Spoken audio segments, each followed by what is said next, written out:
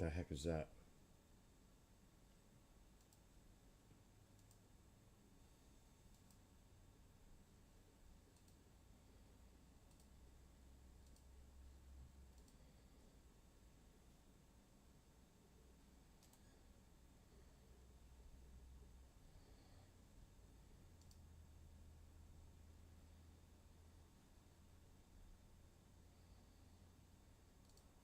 Okay. This has to stay here.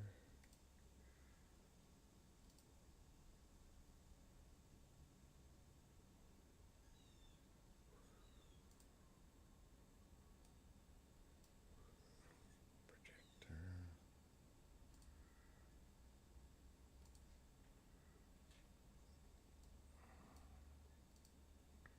Okay.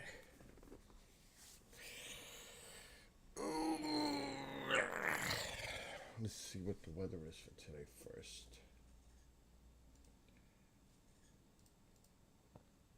It's definitely not gonna rain.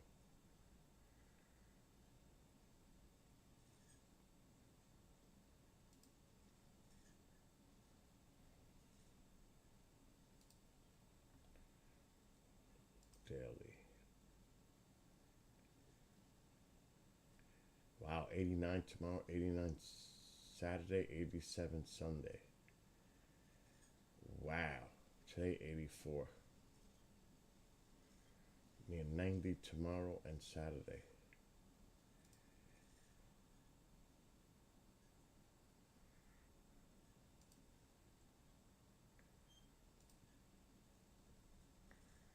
Wow.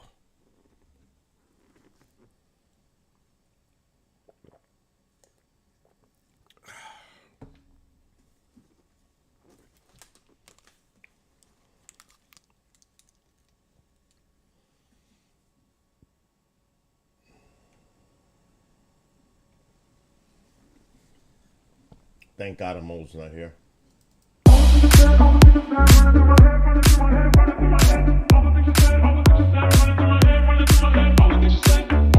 What's up, Chantal?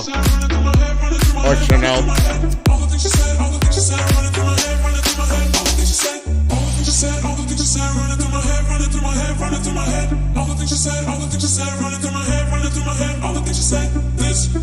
I'm gonna cheat. Forget about the 20.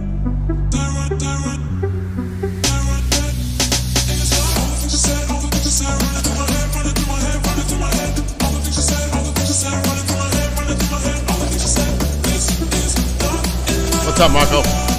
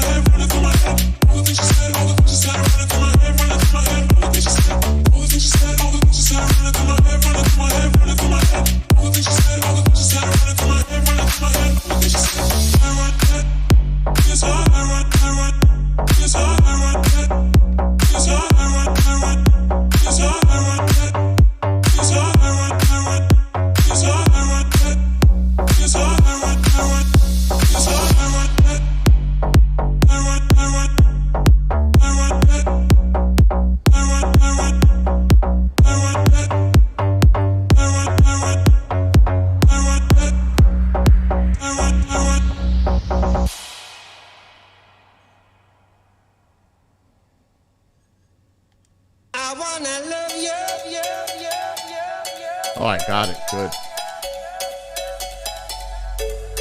I wanna love you and treat you right.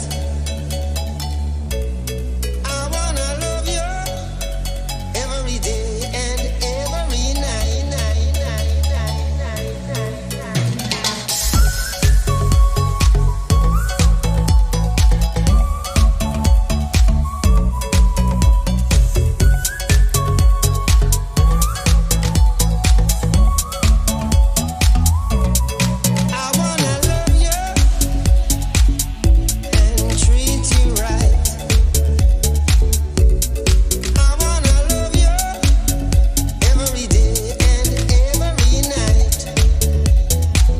Wow. we'll be together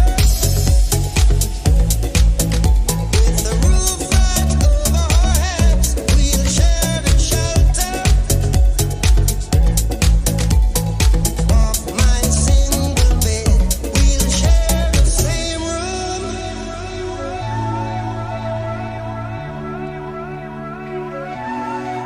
Is this love? Is this love? Is this love? Is this love that I'm feeling?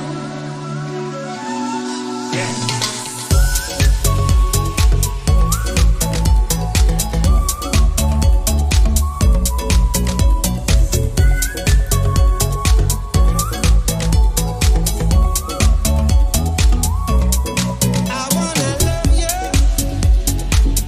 and treat you right. I wanna love you every day and every night. We'll be together What's up, Lorraine? with the roof right over our heads. We'll share the shelter. Okay. I'm going back from the beginning.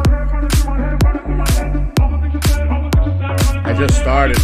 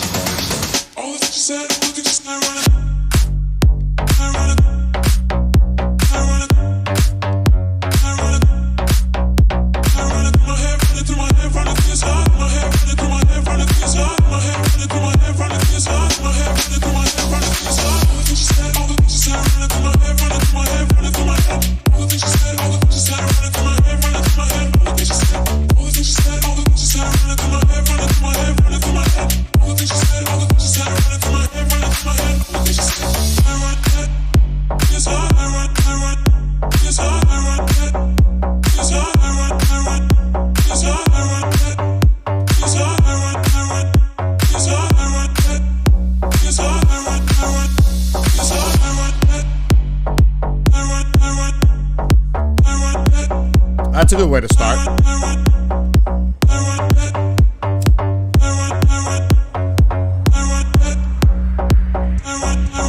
That's not. Damn. Win one one, lose some. I wanna love you,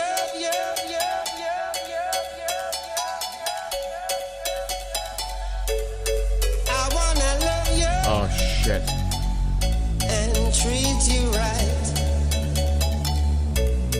I wanna love you every day and every night, night, night, night, night, night, night.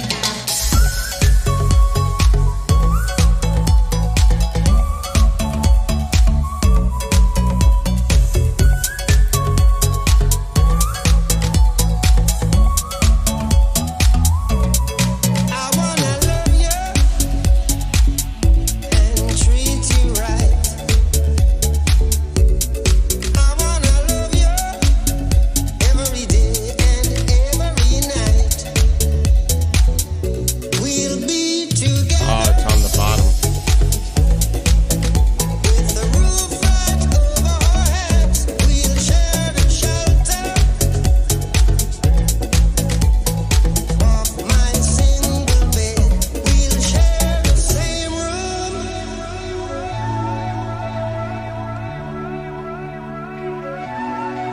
Is this love? Is this love? Is this love? Is this love that I'm feeling?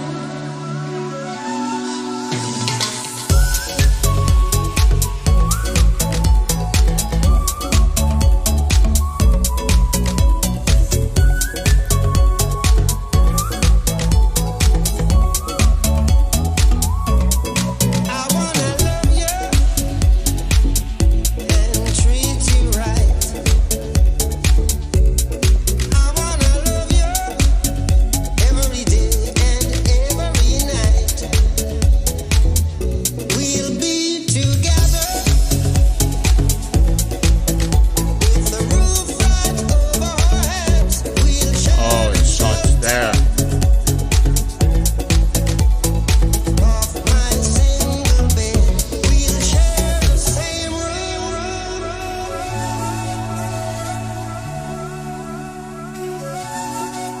Is this love? Is this love? Is this love? Is this love that I'm feeling? Is this love? Is this love? Is this love? Is this love that I'm feeling? I wanna know, wanna know, wanna know now.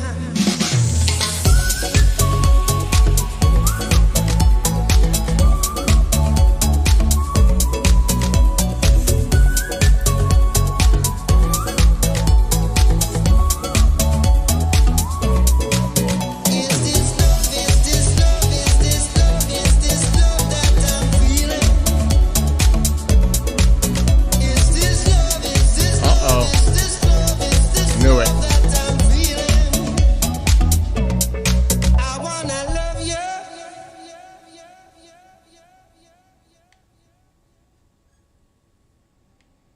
This car is just a little too much for this.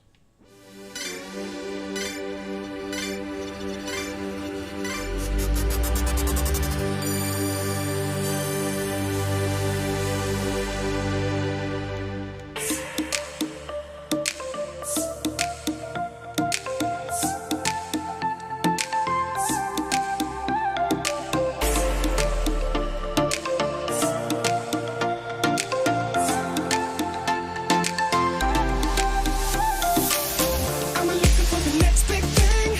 I'm living my dream, kick started. Ain't never gonna miss a beat. Ain't gonna be broken hearted. Gonna leave my Oh my fear god, this one behind. could be worse. Already made up my mind, and I'm not gonna waste my time. No, I'm not gonna waste my time. This is my year. I waited all day for it. Singing a new song. This is the chorus. I'm on my way. Now I can say I got no fear here. This is my year.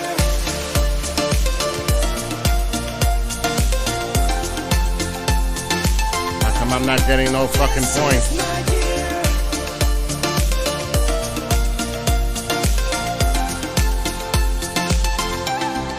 This is my year. I'm working on a better me. Time to get things started. I'ma be all that I can be.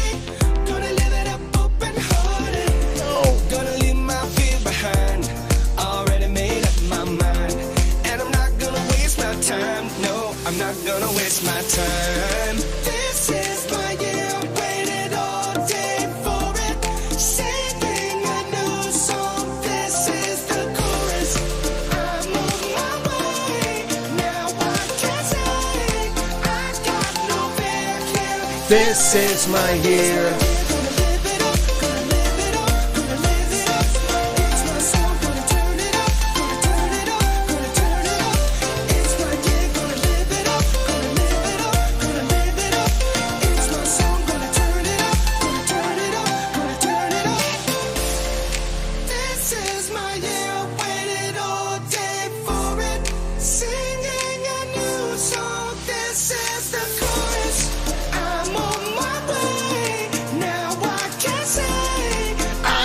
No fear here, this is my year.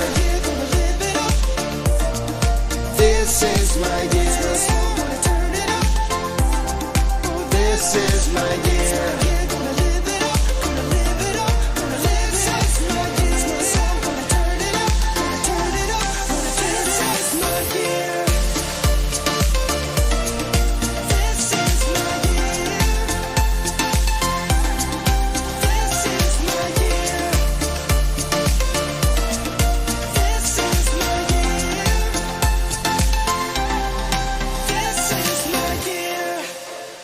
Well, it's not giving me the points.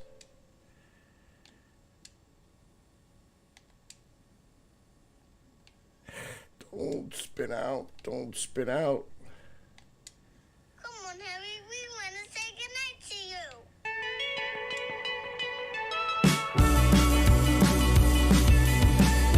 Oh, no, no, no, no, no, no. Oh, I'm screwed. Holding me back, gravity's holding me back. I want you to hold out the palm of your hand. Why don't we leave it at that? Nothing to say, and everything gets in the way. I'm not gonna make it. Seems you cannot be replaced, and I'm the one who'll stay. Oh, Fuck.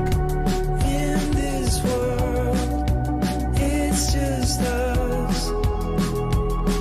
You know it's not the same as it was.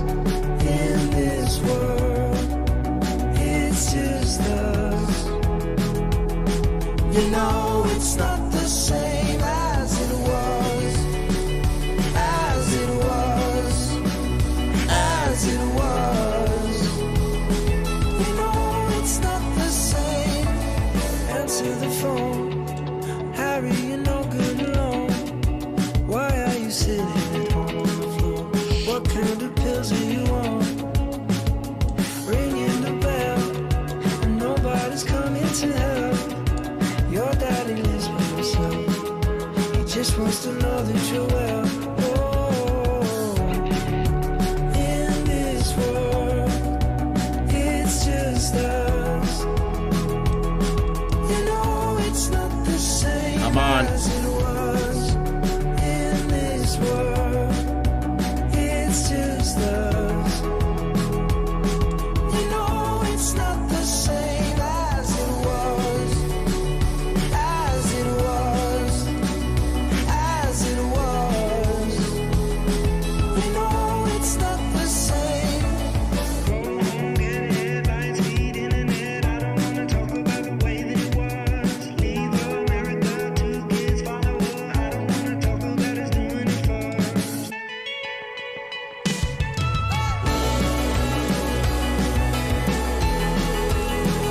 As it was. You know it's not the same as it was. As it was. As it was.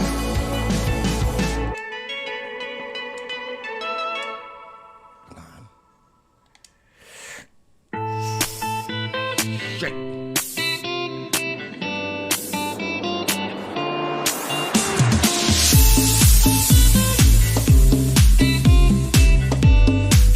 I'm so glad I found this music. So tired of the same rock and fucking metal. Thank God. Yeah, you never said a word, you didn't send me no letter. Don't think I could forgive you. See, our word is slowly dying, I'm not wasting no more time. Don't think I could believe you. Zulu, this sucks. I gotta tell you. But it's necessary.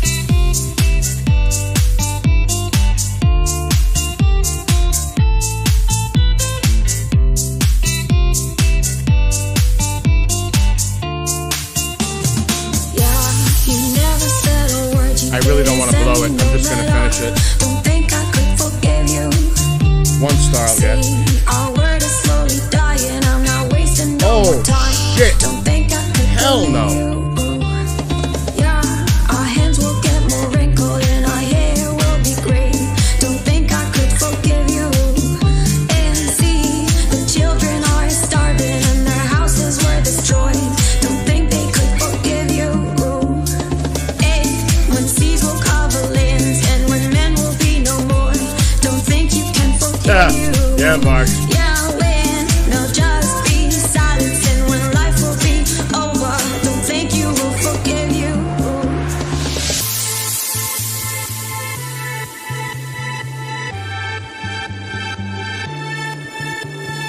Yeah, you never said a word, you didn't send me no letter. Don't think I could forgive you. See, our word is slowly dying. I'm not wasting no more time. Don't think I could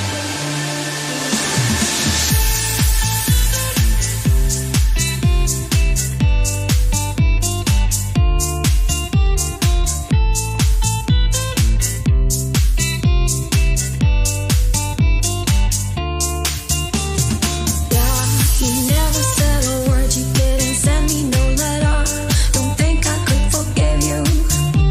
See, our word is slowly dying. I'm not wasting no more time. Don't think I could believe you. Yeah, our hands will get more wrinkled and our hair will be gray. Don't think I could forgive you. And see, the children are starving and their houses were destroyed. Don't think they could forgive you. Hey, when seas will cover lands and when men will be no more. Don't think you can forgive you. Yeah, when there'll just be silence and when life will be over. Don't think you will forgive you.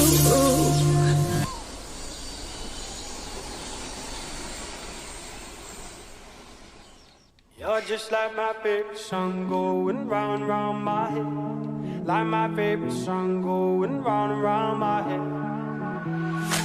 5 days on the freeway, riding shotgun with you. 2 hearts in the fast lane, we had big dreams in blue.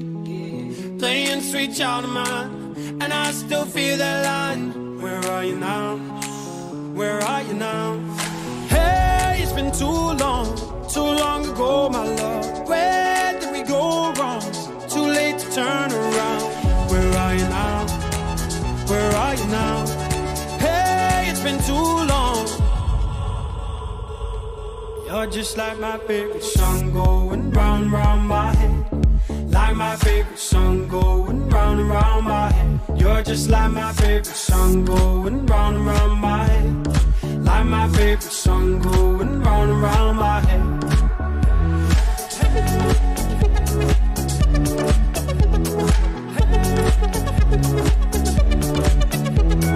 Wow. Hey, it's been too long. Some days I can feel it, but the Wow. feeling ain't all blue. Sharp You gotta turn. believe it. One day you gotta come through. Nice. Lost in these city lights. 'Cause Nice I can't cut. sleep tonight. Where are you now? Where are you now? Hey, it's been too long ago, my love. Where did we go wrong? Too late to turn around. Where are you now? Where are you now? Hey, it's been too long. You're just like my favorite song going round and round my head. Like my favorite song going round and round my head. You're just like my favorite song going round and round my head. Like my favorite song going round and round my head. Got it. Got it.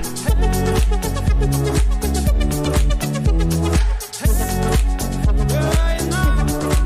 Where are you now? Where are you now? Where are you now?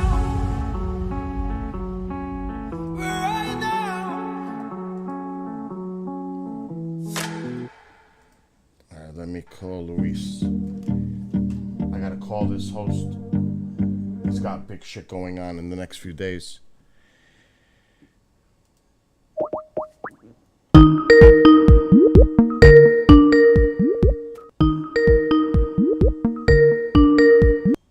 What's going on? Can you hear me? Shit, I don't know if you can hear me. Yeah, Bill, can you hear me? Yeah, so you got the link. I would suggest you be in there like 12:25, and he's going to have you as long as you want to be on. He averages 5,000 or plus on his shows per day. So, Oh, that's amazing. Okay. so plug away, and then tonight I'll meet you in StreamYard at like 10. You know, the usual. Yeah. So you said, so for me it'd be 9:25. You said, Correct. Correct. All right. Now, So now question: tomorrow, what time is it from? 10 a.m. my time to what? till 6. Oh my God, that's going to be awesome. You're not taking no breaks? I'm not. Jane and Rather are. Dude, are you ready for that? Bill, this is the 4th time I've done this. Oh my God, bro. That's, you know what? I've got to produce from 10 a.m. with you till 11 o'clock tomorrow night. This is a record breaker for me. Wow. It's 13 hours of straight shows, but dude, you Bill, last year I did 3 straight days, 8-hour live streams each day. wow.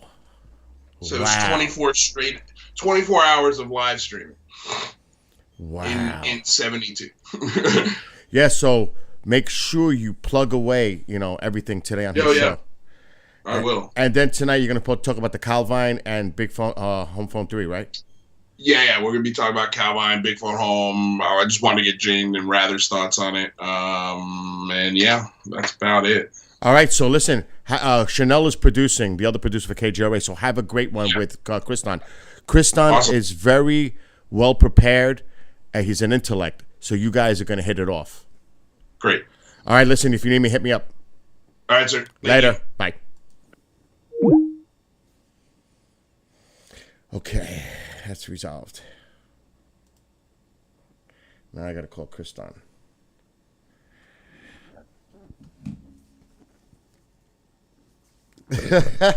I saw that, Zulu.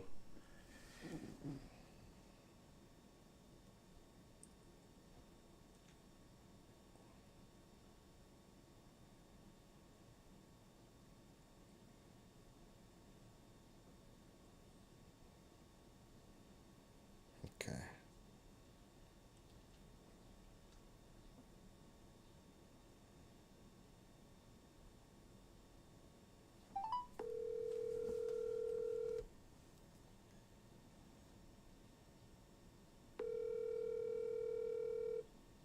Pick up, you freak.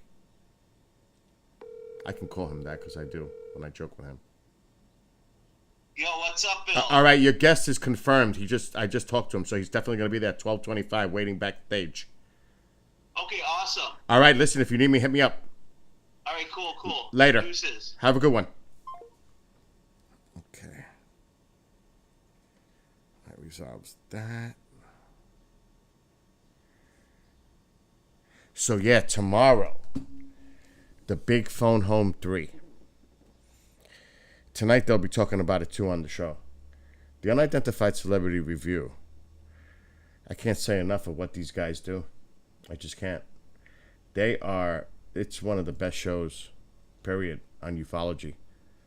And the demographic reach, because they're younger. And they always got like the top line people on their shows with the latest breaking news, what's going on. They are on top of it. And I can't say enough about what they do.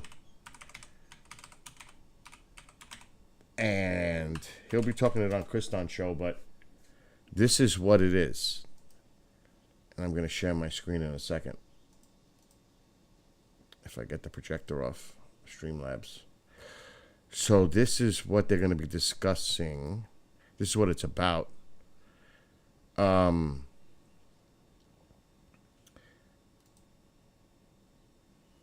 I'm actually going to do it. Sign the petition. How to reach your... who's on the top? I would say MUFON and Unidentified Celebrity Review. Annie gets a lot of hits. The Bishop gets a lot. Mark gets a lot. Dead Air's up there. War Party is exploding. War Party is exploding. It is so many actually that are doing really well because we have numbers now. But anyway, so those are the hosts. That's Lewis. I say Lou. UFO Jane, she's known as Jane Kyle, and Rather's a smart dude. And here's some of the people that are going to be part of it tomorrow. This is an 8-hour stream straight. So I have to be on point starting at 10 a.m. tomorrow. Then I have live shows with Sheena, the Bishop, and Annie. So I will be sitting in this chair tomorrow for 13 straight hours. Never have I done this before. This will be a record breaker for me. But I'm ready. I'm always ready. I have plenty of coffee ready. So Kriston agreed. Thanks to Kriston T. Harris, host of the Rundown Live. He's going to stream to his platforms tomorrow for his show, 12 to 2. Actually, it's going to be 13 hours straight live on KGRA tomorrow. 13 hours, 10 to 11. Renee lost a dear friend, so she's going to be rebroadcast. But Lou is in with a lot of people. That's all I can say. He had a fallout with someone, but it was all based on a comment. It was silly. So, oh shit, Michael's coming back for this show. Leto is the fighter pilot that really breaks down the equipment that was used. I get along with him well. I like Chris. He's a great guy. Jazz is a character. Smart dude. And then there's Avi and John Greenwald, who I personally think is awesome for what he does. So here's just some of the other people that are going to be involved, and I'm sure he's going to add more people. So this is tomorrow. From 10 a.m. Eastern to 6 p.m. Eastern. 8 hours of this. And I've got to spread the love later on social medias. But yeah, this is going to be cool tomorrow. So I can't stay up late tonight. No. I don't know if I have their photos. It doesn't matter. I'm not going to put too much more information here. But yeah, this is tomorrow. All day. So again, thanks to Kriston. It is streaming on KGRA. That's why we just had that discussion. So it'll be on KGRA YouTube, KGRADB.com, the free player, and in the members area.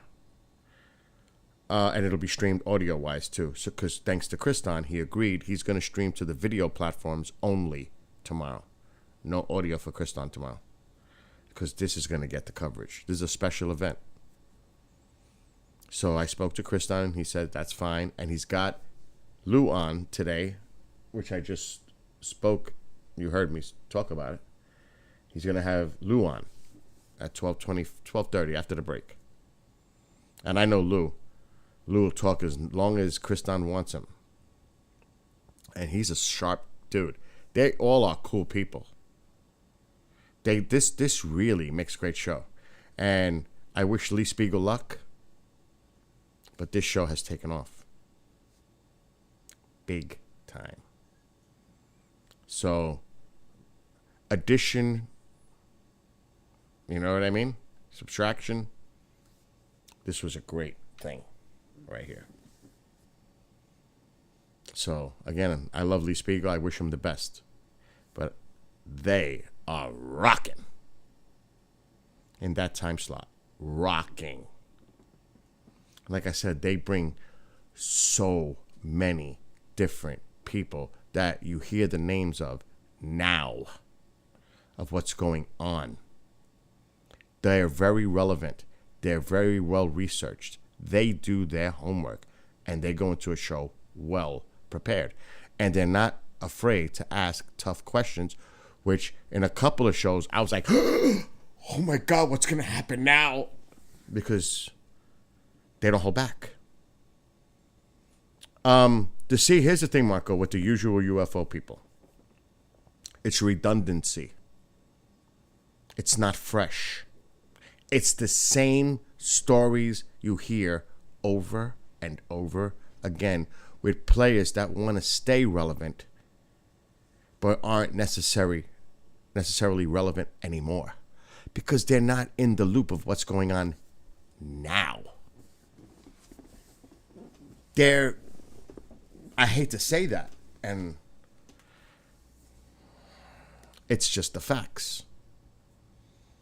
You have the old guard and the new guard. I'm focused on the new guard, focusing on current things that are going on right now in contact with the people behind the scenes. Now, don't get me wrong. It's great to have other shows. That's what makes each show unique for itself. Like Mark deals with astronomy. This show is, like I said, current, very current. They are badasses. They are badasses. Very well done shows. And it's entertaining, interesting, fun, humor, which I support.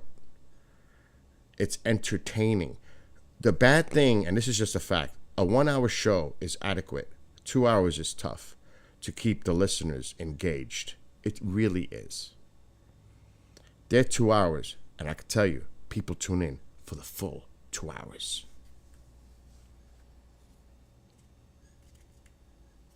So I can't say enough about what these three do. And I'm bringing 4 more shows, which I'm not going to get into details here.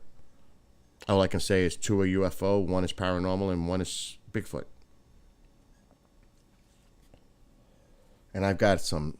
I didn't buy this MiFi for nothing. This MiFi unit, and it's working now. Because I'm going to be going to locations where the Wi-Fi is probably weak. I already know that from experience from Sunday. When we did the Dead Air show from the farmhouse, the Conjuring house. And there were issues because they were streaming from the basement. You know, this is going to make that not an issue, the MiFi, because this boosts the Wi-Fi signal.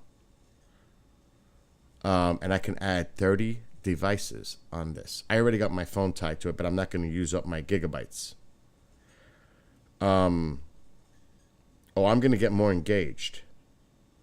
There's no doubt about it. There's things going on that I can't talk about. But the MiFi,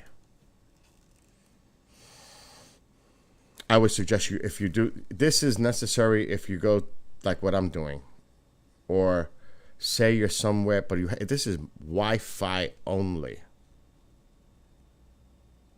So you have to have a Wi-Fi accessible router, and then you tie it into this, and this boosts any device that's connected to this through my plan with my phone company.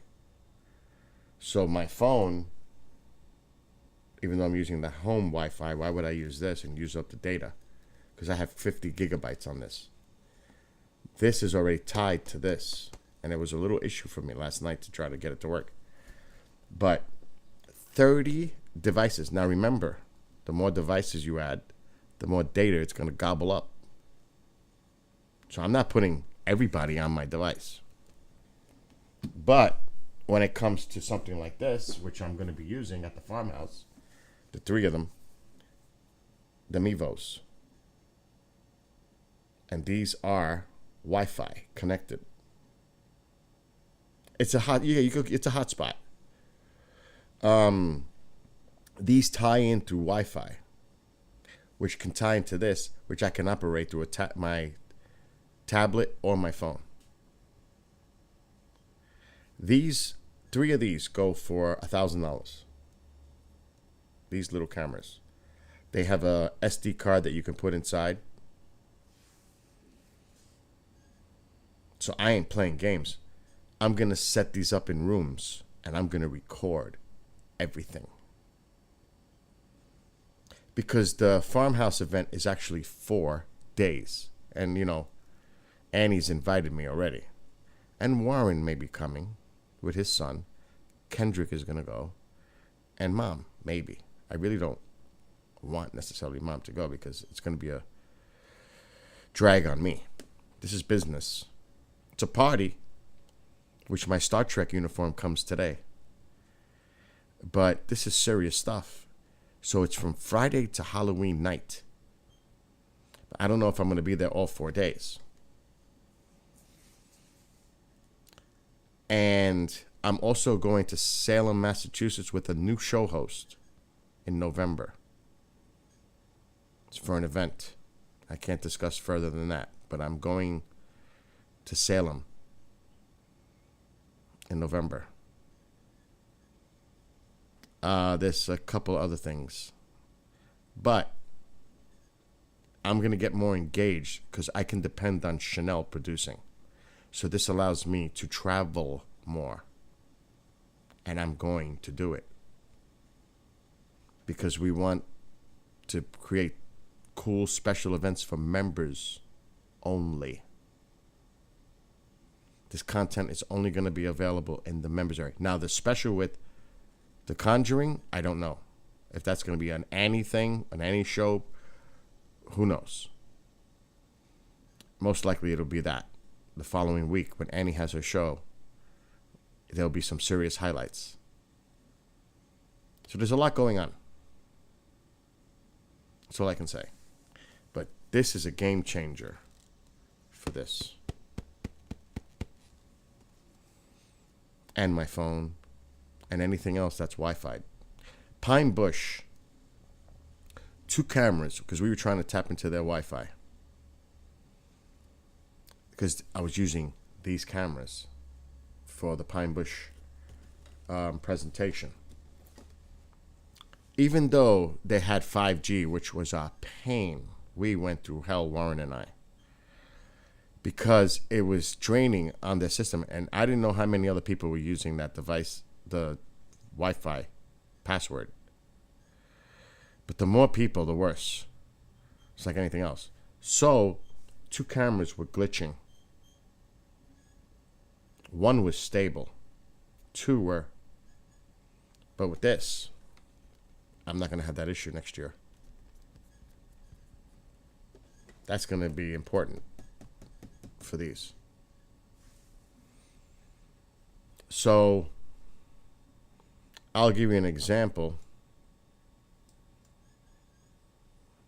Because nobody's even seen this yet. Only the people that pay-per-viewed. Like Bobby did, a few others.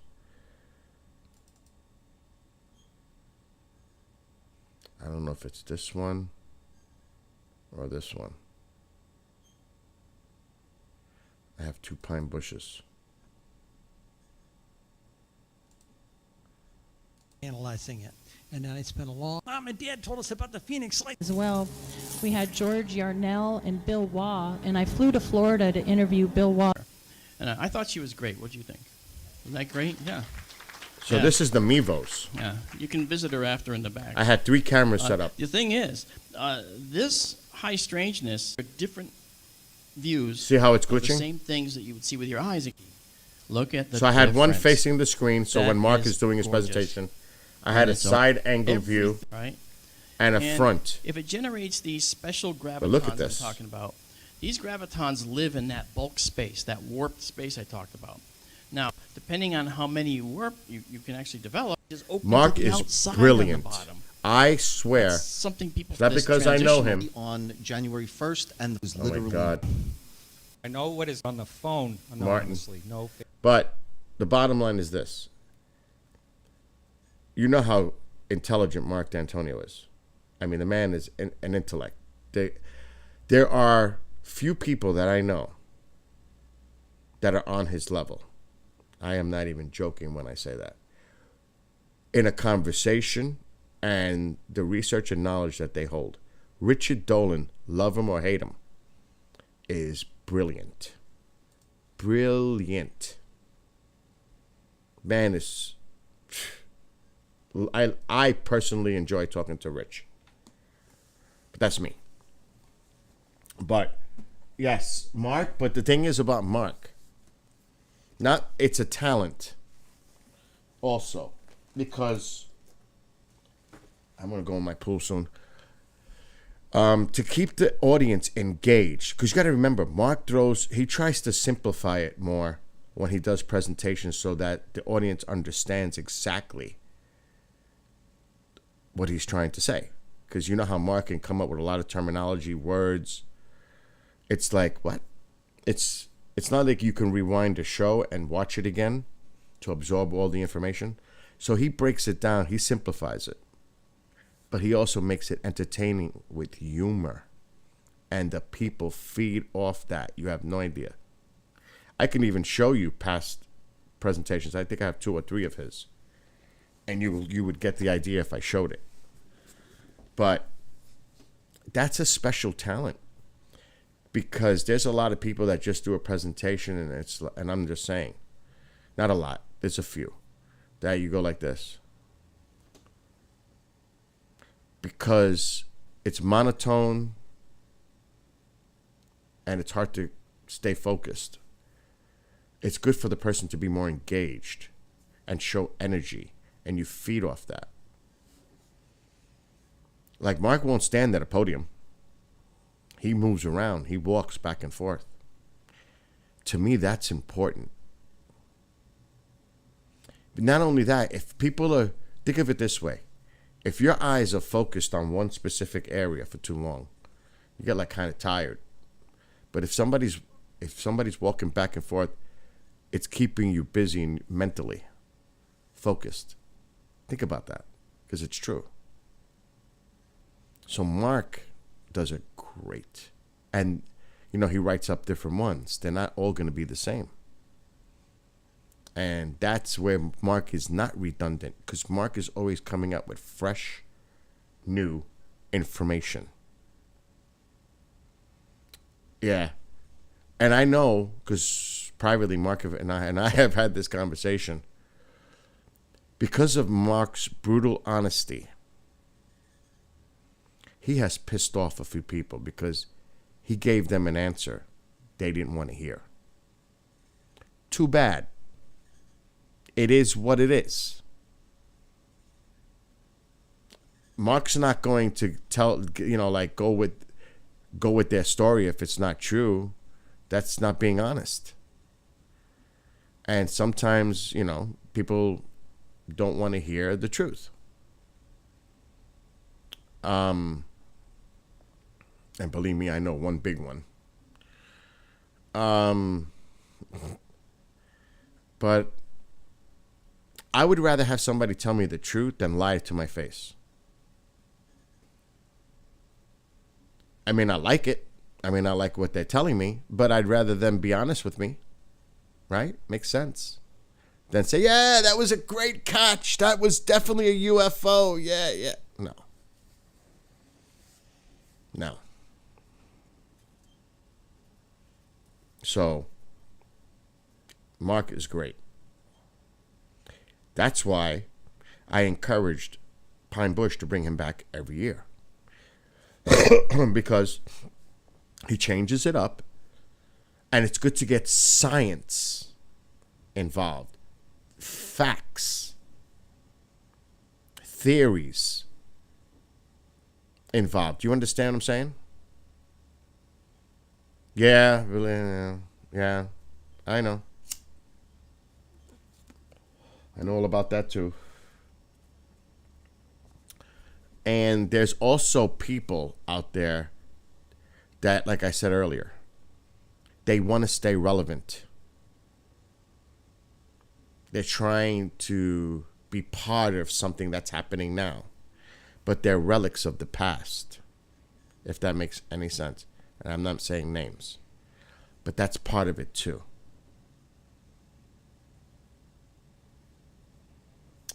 There's got to be a handoff. We need the people that are going to take this further, the next wave. Because some of these folks are just getting old. Plain English. They are. So who's going to fill that void? Now, what I would love Mark to do is maybe get a protege. Not saying that Mark is old, because he's not.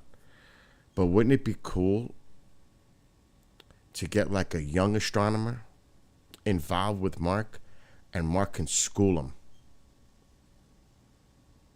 But it would be a great interaction between the demographic of a professional who's been involved with this for decades and someone who's up and coming, an astronomer. I'm not saying somebody who's still going to school, intern, whatever.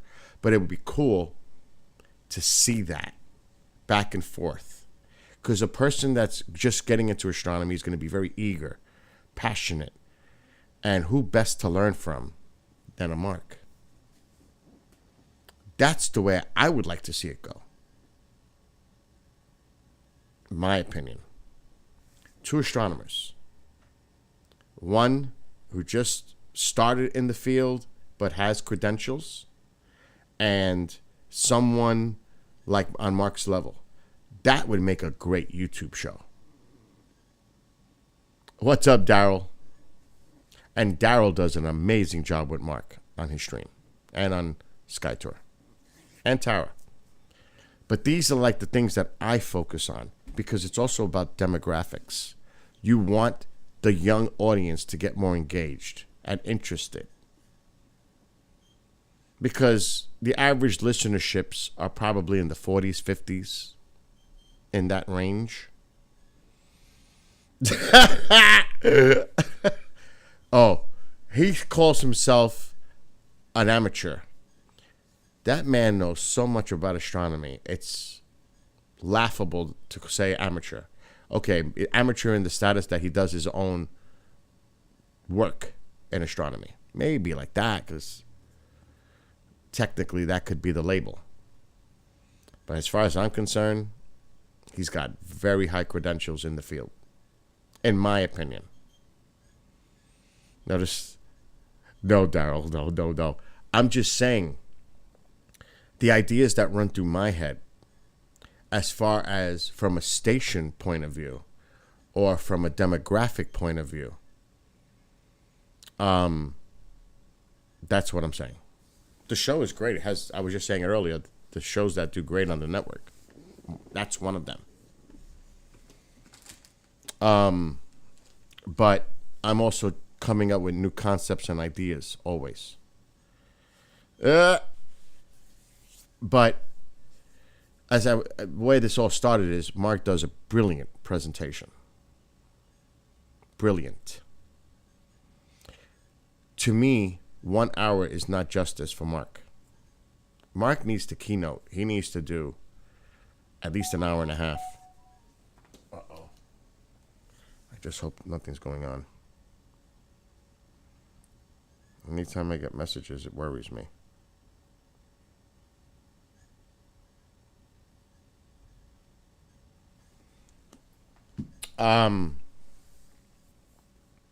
Self-taught.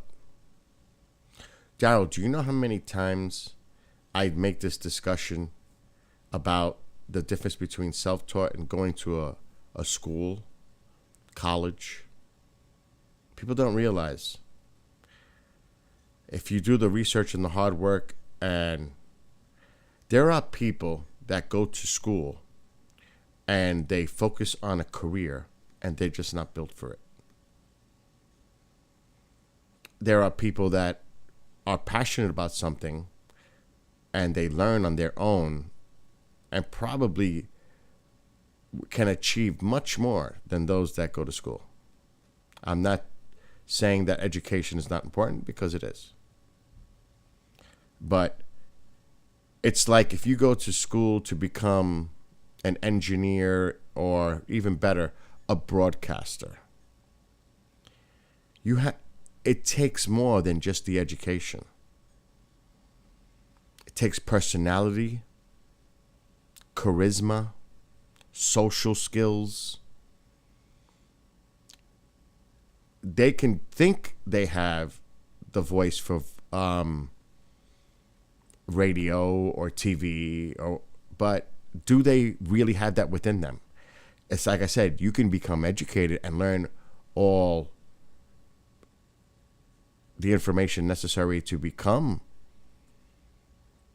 the techniques, the processes. But it's one thing to become educated, it's another to carry it out. Then, of course, we talk about jobs, but that's a whole different thing, availability. But, yeah, I know, Daryl, about expenses. I know. And then we all know how much that costs and runs up. But, but I'm not saying a person can definitely succeed either way, is what I'm saying. You can be self-taught, you can educate. The point is, but either way, you have to educate yourself. Either way. You have to study, you have to research, you got to be passionate, interested, love what you're doing, and it's all going to fall into place. But it takes hard work. It's not just going to be handed to you. You got to work for it. Yeah, Daryl, it's all about the money. So, that's the way I think of things. Like me. All right. I did go to school for, what was it? A+ certification, C+, all that bullshit for computers. But pretty much, I learned on my own. Doing research and building computers back in the day. This in front of me, all self-taught. Really. Yeah, Race showed me the ropes on some things. But this is me. Completely. This is me. All of it. I hooked all this up. People come to me for help. Now.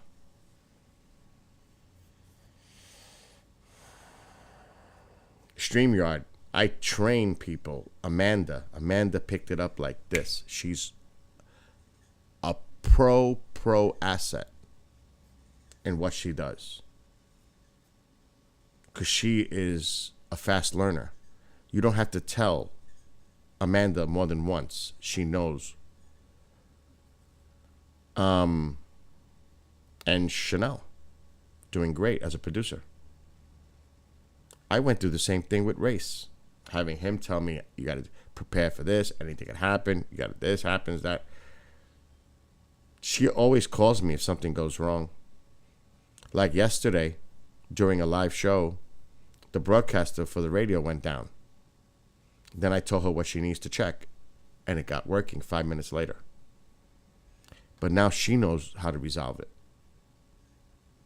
Like I told her what to do. So it's a learning curve, but she's doing excellent.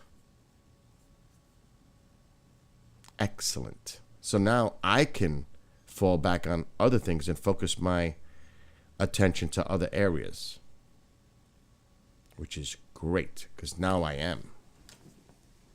And actually, we are, as the team, is addressing other areas. So it's tedious.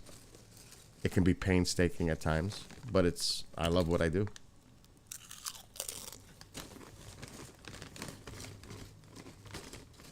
Amanda probably does the best producing coming from my mouth out of all three of us of what she does on MUFON and iDetective. It's all Amanda. And I'm actually going to I'm going to tell KDP to stop mentioning my name during the show because I deserve no credit. All the credit goes to Amanda. I got to message Katie about that.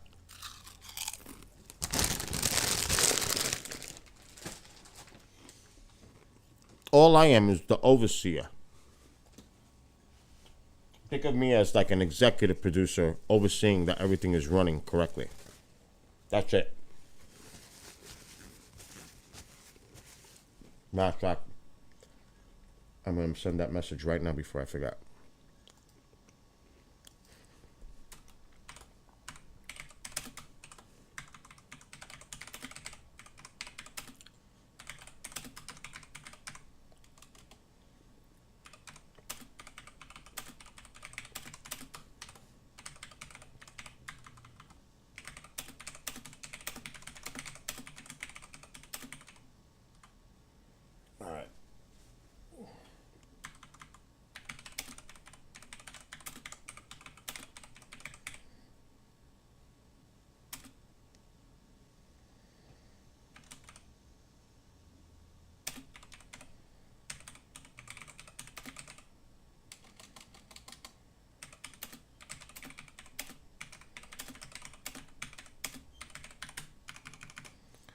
All right, message sent, and I'm putting a little emoji.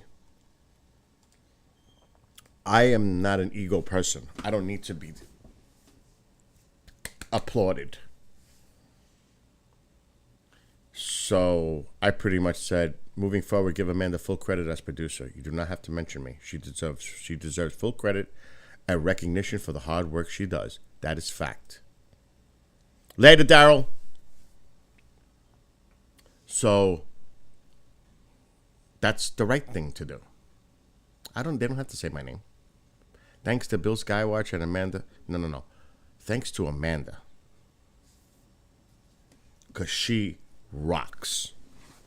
I'm telling you. I can't thank Amanda enough. And Amanda and I are very close. It always will be.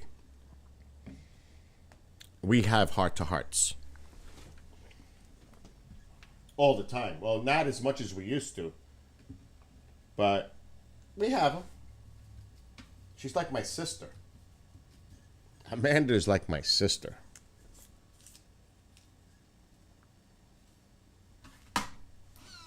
So she wants to finish that game. I forgot the name of the game. I told her I would. Doki Doki, whatever it was. I'm like, oh my God, that game had me. But she wants to finish it. So I still have it. I haven't deleted it.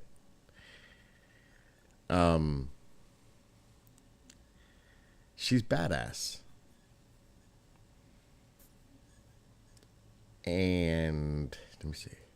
That's all I'm going to say. Anyway, it is getting warm in here. That means it's getting warm outside. Summer is a-going. Matter of fact, I want to check one more thing. And I'm getting back to music. Oh, God, the rain. But isn't it kind of depressing? And it's slow. I mean, I get it, the storyline, I get, you know. I'm not a big fan of anime to begin with. I'm not. What the hell? That's weird.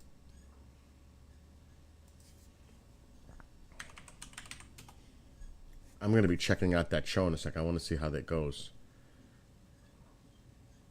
It's not going to be on YouTube. Our YouTube. And it's not going to be on our Facebook. But I have access other ways. I want to see what's going on in the Atlantic. Here we go. It's time for Bill's Weather Report. Brought to you by...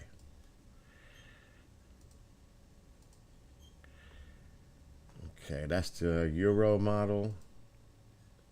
They're still predicting. They're still predicting a higher average season. I don't see it. Unless September is like super crazy active. Or October. Or the end of this month. But I ain't seeing it. I don't know what the hell they're talking about. Look how quiet the Atlantic is. This would be nice for us, I hope, Sunday, Monday. We need the rain desperately. Oh, it's going to sit there, too. But it goes right out. Here's a little system coming off of Africa next week. Not much there. It's trying to develop right there. Now it's diving. And it's weak. I'm still looking at it right there. See, now this is a concern when it's this low, because how it goes into this area. It's still there, but it's very weak. Disorganized. It's not really moving.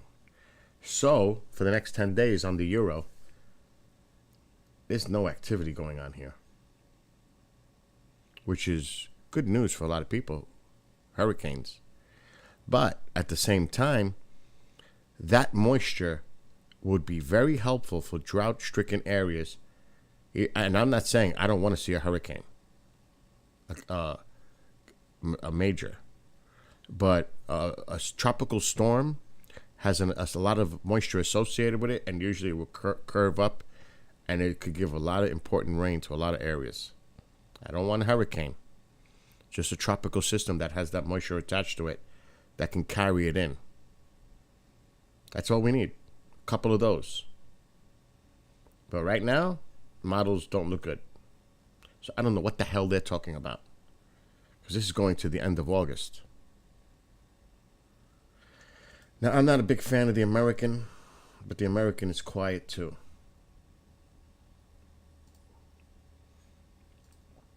So the American's not showing much either. It is looking calm. Definite. Like I said, we don't want no devastation. We don't want no destruction. We don't want no harm to people. But we could use that rain. That is definite. Right now, my area is under severe drought. My little area. Like I said a few weeks ago, storms are going north. Storms are going freaking south. They're not hitting here. And it's been going on now for a couple of months. Even the guy last night that delivered propane, he was like, this is not just a few weeks. This has been going on for 2 months. Because he has a well, and he's freaking out. And I got a well. I believe Eastern Orange County, New York, severe drought. We are now under severe drought here. And here it is. The landscape is awfully brown in Orange County, New York. CBS 2's Tony Aiello tells us the eastern part of the county is now officially in a severe drought stage. The sign says no swimming. Not that you'd be able to in the upper pond at Algonquin Park in the town of Newburgh. That's right, Where Amy. there once was a pond, there's just dryness and muck. Where there once was a stream, there's plain old rocks. That's Bushfield Creek, babbling no more as severe drought settles on eastern Orange County. We're seriously worried about this because the prognosis going forward is we don't have any rain in the near future. Occasional scattered showers. That's not going to do but it. Nowhere near what we need to replenish the damage that's been done over the last couple weeks. Steve Newhouse says Orange County just completed the 5th driest July on record, with rainfall 2.6 inches below normal. We are definitely concerned in not only drinking water, but also how it's going to impact our farms. Residents in neighborhoods with private wells are using as little H2O as possible. The town of Newburgh has parked a tanker truck for well water users to supplement supplies. The assistant supervisor told me so far only a couple wells in town have run dry. But virtually every lawn is dead as residents heed the request to conserve. It's sad. I mean, I feel like it's hard because you want to have green grass on your yard and you want the kids to be able to play in green grass, but hopefully it starts to rain. At Chadwick Lake Park, the lake is almost 14 inches lower than normal. Raymond Flotard pointed out hurricane season is approaching, and September often is rainy. It's going to happen. We're going to get rain again. And we're probably going to get a lot of it to the point where a lot of folks are going to be like, oh, I can't believe it's raining again. Time will tell if he's correct. Wishful thinking. In Newburgh, Orange County, Tony Aiello, CBS 2 News. There are growing calls for a Jersey City Council member. So, it's serious.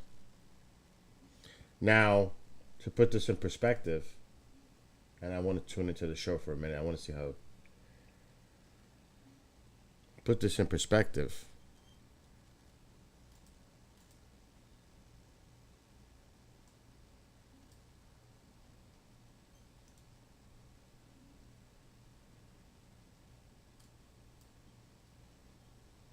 This is Chadwick Lake.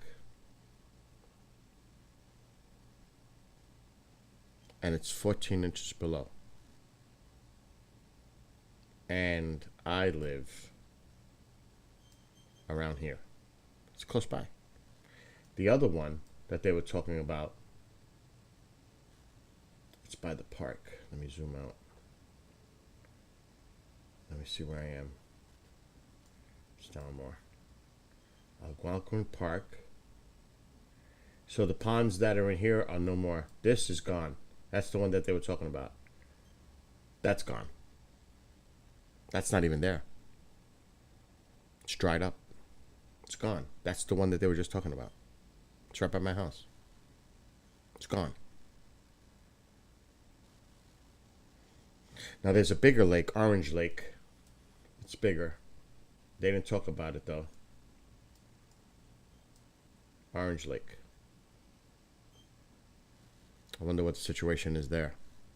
So shit ain't good. It is very dry here. It's been a nice summer to go in the pool and enjoy and everything else, but we need water. Thank God my neighbor has city water and has been giving me the hose to fill up my pool and my well. I'm doing it once a week now. Sticking a garden hose down the pipe that you lower the pump 150 feet down to fill my well up. So my well's fine right now, but that's because I have neighbors helping me. My pool is completely up, topped. It's perfect. But if it wasn't for good neighbors, I'd be screwed right now. Badly. Because it's not good for the pumps either to pick up that muck water. It ruins the pumps. It's crazy. I had to do it twice already with the well. I'm going to do it again on Saturday to top it off. And I have to be careful. I have to watch it because I got to listen and watch as the water comes up because I don't want it to hit the wires toward the top that go into the garage to power the pump. I don't want water hitting that. So I have to actually stand out there to hear it and fill it, and then when it comes up, it takes about an hour. It's 150 feet deep. It's way down there. And like I said, the pool's fine. Pool's gonna get closed in a month anyway. Because October is gonna be nuts for me. I don't have time to be dealing with the pool. I have to close it down early this year because I have too many things going on. So yeah, it's not good. The mountains are suffering. A lot of that runoff water comes from the mountains down these streams. I wonder how the reservoirs are doing.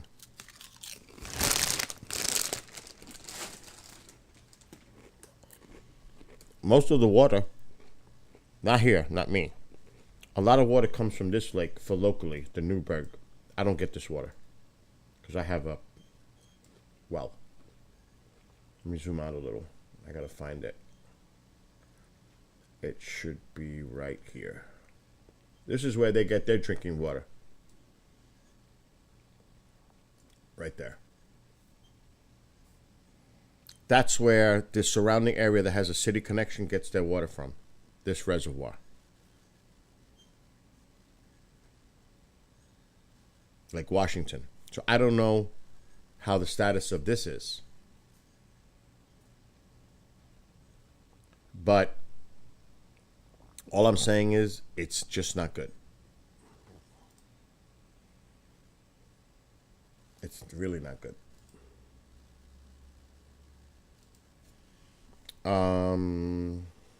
I just want to see if something's working on KGRA. It better be working.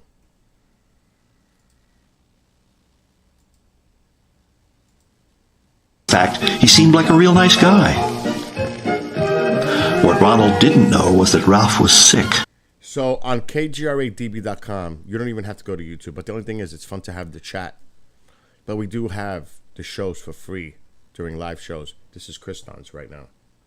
A sickness that was not visible like swine flu, but no less dangerous and contagious. A sickness of the mind. You see... So you can go to the KGR website. Because of YouTube, people don't realize it just takes one show to jeopardize the entire YouTube channel. Just one. And then people cry and complain, you know. But we're not going to censor our hosts at all. They can say whatever they want. And if YouTube decides to block it, too bad. You can watch it here. If Facebook, too bad. You can watch it here. It is what it is. Now, soon, by the last quarter of this year, the provider that has this is going to give us a chat, a real chat for this. But if people think that YouTube and Facebook, that shit's a matter of time before it's... And it's not because of us, it's because of content. And then people are going to bitch and complain and cry and all that. But you know what? It is what it is. We're not going to tell our hosts to hold their tongues. Freedom of speech is important, whether you agree or disagree with their opinions, whatever. That's not my position.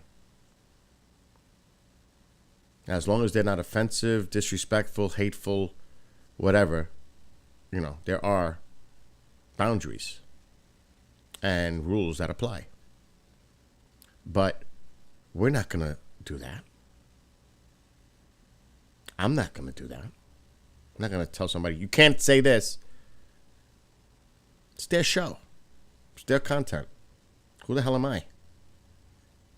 Now, I am the overseer to make sure that things run smoothly. But, you know, so this is available. And it says it, uncensored, because it's ours. It's our website, our video provider. It's our content. So worst case scenario, YouTube goes down, Facebook goes down, because we know how crazy it is on those platforms. You can come here and watch it. And there will be eventually a chat in here. This is preparation for the future inevitability. It's a matter of time. Whoa there! Looks like... What is he doing? What is Kriston running? From DuPont. Hey. I'll wait. He's on a break. That's Kriston. See, that's why, and he's so controversial. We don't have him on our YouTube or Facebook for that reason. Because he'll be the first one to tell you. He gets striked and banned and thrown off the platform all the time. So we can't risk our channel for that or Facebook page. And he knows it. But he's streaming to other platforms. Rockfin, Rumble, Alex Jones Unbanned. What is it? Unbanned.video, I think it's called. So he's syndicated.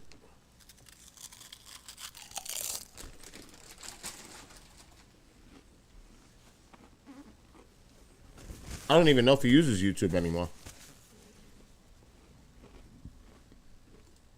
have Luis Jimenez. He is the event organizer for the Big Phone Home event. It is happening tomorrow. Welcome to the program, Luis. It's nice to have you here. Hey, man. Thanks. Thank you for having me, Don. Appreciate it. Absolutely. Kristan will be joining us whenever he has the ability to come back in. We're assuming he had maybe a power outage or something. There's been a lot of power outages going on. Yesterday, we didn't do a live show because the studio in Utah went out. They had a power outage. So it's happening all over the place. But it's fantastic to have you here. Just for the listeners who don't know you, tell us a little bit about yourself and what's going on tomorrow. Hi, listeners. My name is Luis Jimenez. I'm the host and creator of the YouTube channel called The Unidentified Celebrity Review. I'm an actor in Los Angeles, so that's like my full-time gig, and then do this on the side and have fun with it. The Big Phone Home 3, it's our third event. We did 2 last year. We're doing probably going to make it a yearly event. Doing 2 a year it's a lot of work. It's essentially a gathering of professionals, amateurs, scientists, journalists, veterans, researchers, laymen's to come together on one day and even though we disagree on a lot of other things maybe about this topic, but the idea is to come together on one day and agree on one thing, and that is that we believe our government has more information, more data on this discussion, and so let's all come together on the same day and ask for it. I think it's more impactful than if we do it individually at separate random times. I think if Congress gets 1,000, 2,000 emails, phone calls, tweets, they're going to pay attention, at the very least. Right. So that's the idea behind it, and that's what we're trying to accomplish. And I think the first 2 events were, I always tell this to people, we don't know how to measure it. We don't know how successful we really are, but we do know that the effort doesn't hurt. Right. It doesn't hurt disclosure. So, and also I feel like it's a valuable lesson in how to interact with your government, how to ask for things, how to, as a citizen, we have this right. There's sort of this thing that we're not doing. I mean, we could protest, that's a form, but, also emailing, writing, tweeting, contacting your lawmakers, your senator, your congressman, and letting them know the issues that are important to you and that you'll be watching them vote on these issues or talk about these issues. And you'll be voting in the next election based on how they treat those issues. That's a powerful tool. And it doesn't take a lot of people to get a congressman to go, okay, I better start paying attention to this. Right. Or a lawmaker. And I think we've seen that happen here in especially this last year. We saw the NDAA, the UFO and UAP language get written into it last year. This I'm going to call Chris on to find out what the hell's going on. That's a direct correlation to what happened last year. Next year, I think it's going to be even more fun because these offices will have been established. They have processes in place. We should get reports. We're due a report on October 31st of this year. I heard that may have been pushed back. I gotta confirm that. But we're supposed to have our first report from this office on Halloween, which is funny, but that's what it is. And I think the reports we get next year, the hearings that we're going to continue to get, this conversation isn't going anywhere. It's only going to get bigger. And hopefully with that, the stigma of it dies along with it. Right. Most definitely, because that's been one of the biggest challenges of this whole movement is, for the longest time, the federal government, they tell us, oh, it's all a bunch of hooey, it's poppycock, it's nonsense, and you're a lunatic if you talk about things in the sky. And then all of a sudden, around 2016-ish, the government decides that they want to start, talking about things in the sky, which is really interesting. And it's sort of like, we all know they're doing it in a disingenuous way. We see, the last press conference that they had, which before you came on was actually reading an article out of space.com talking about the NASA currently has a study or is preparing for a study that they're going on. And there's in the article, there are some clips from that press conference in Congress just a few months back that we covered. And, one of the biggest concerns of that, as I was talking to the audience, is that they were talking about censoring UFO misinformation.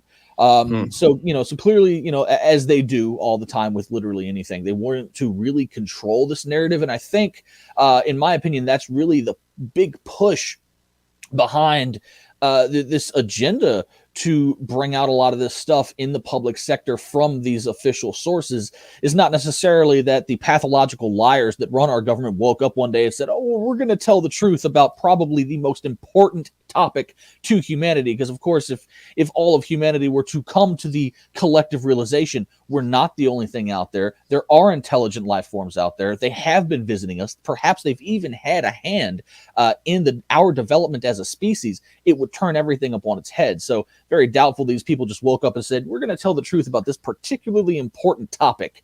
But it's more so wanting to get out in front of it and sort of control the narrative, the slow leak, so that they don't get bit in the ass in a way. What do you think about that? I think parts of it are true. I mean, look, I don't trust our government, but I also believe that I'd say 95% of the people that make up our government, and that's such a paintbrush term. There's so many ins and outs and parts of our government, people that work for our government that are very average, very nice people. And I think that's about 95 to, I usually say 98%. I think there's a 2% that's very powerful, that's very influential, that has the controls for all the strings. And those parts, I think, are very nefarious and can be deceitful.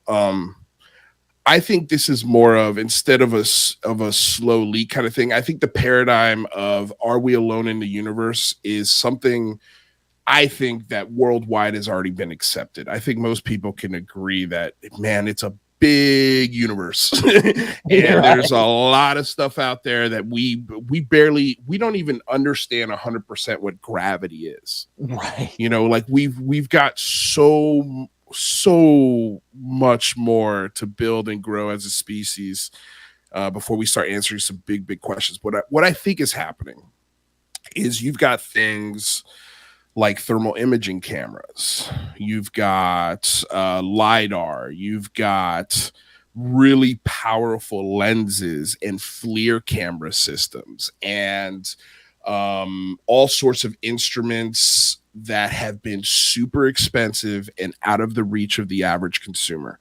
These things have calmed down immensely in price. I mean, you go on Instagram now and you can find an endless amount of astronomers taking beautiful pictures and videos of the skies with their really powerful telescopes that 20 years ago would have been unattainable to get in your backyard, and now they have them. I think that the James Webb Telescope is a part of this as well. I think that, and I didn't even mention the Galileo Project, and that's who we're having on our show tomorrow. One of our big guests is Avi Loeb, Harvard professor. I think what's happening is the technology has finally hit the consumer to a point where I think an average consumer, if they had the right instruments, if they had the proper budget, might be able to get a really clear picture or video evidence to beat the United States government to the punch.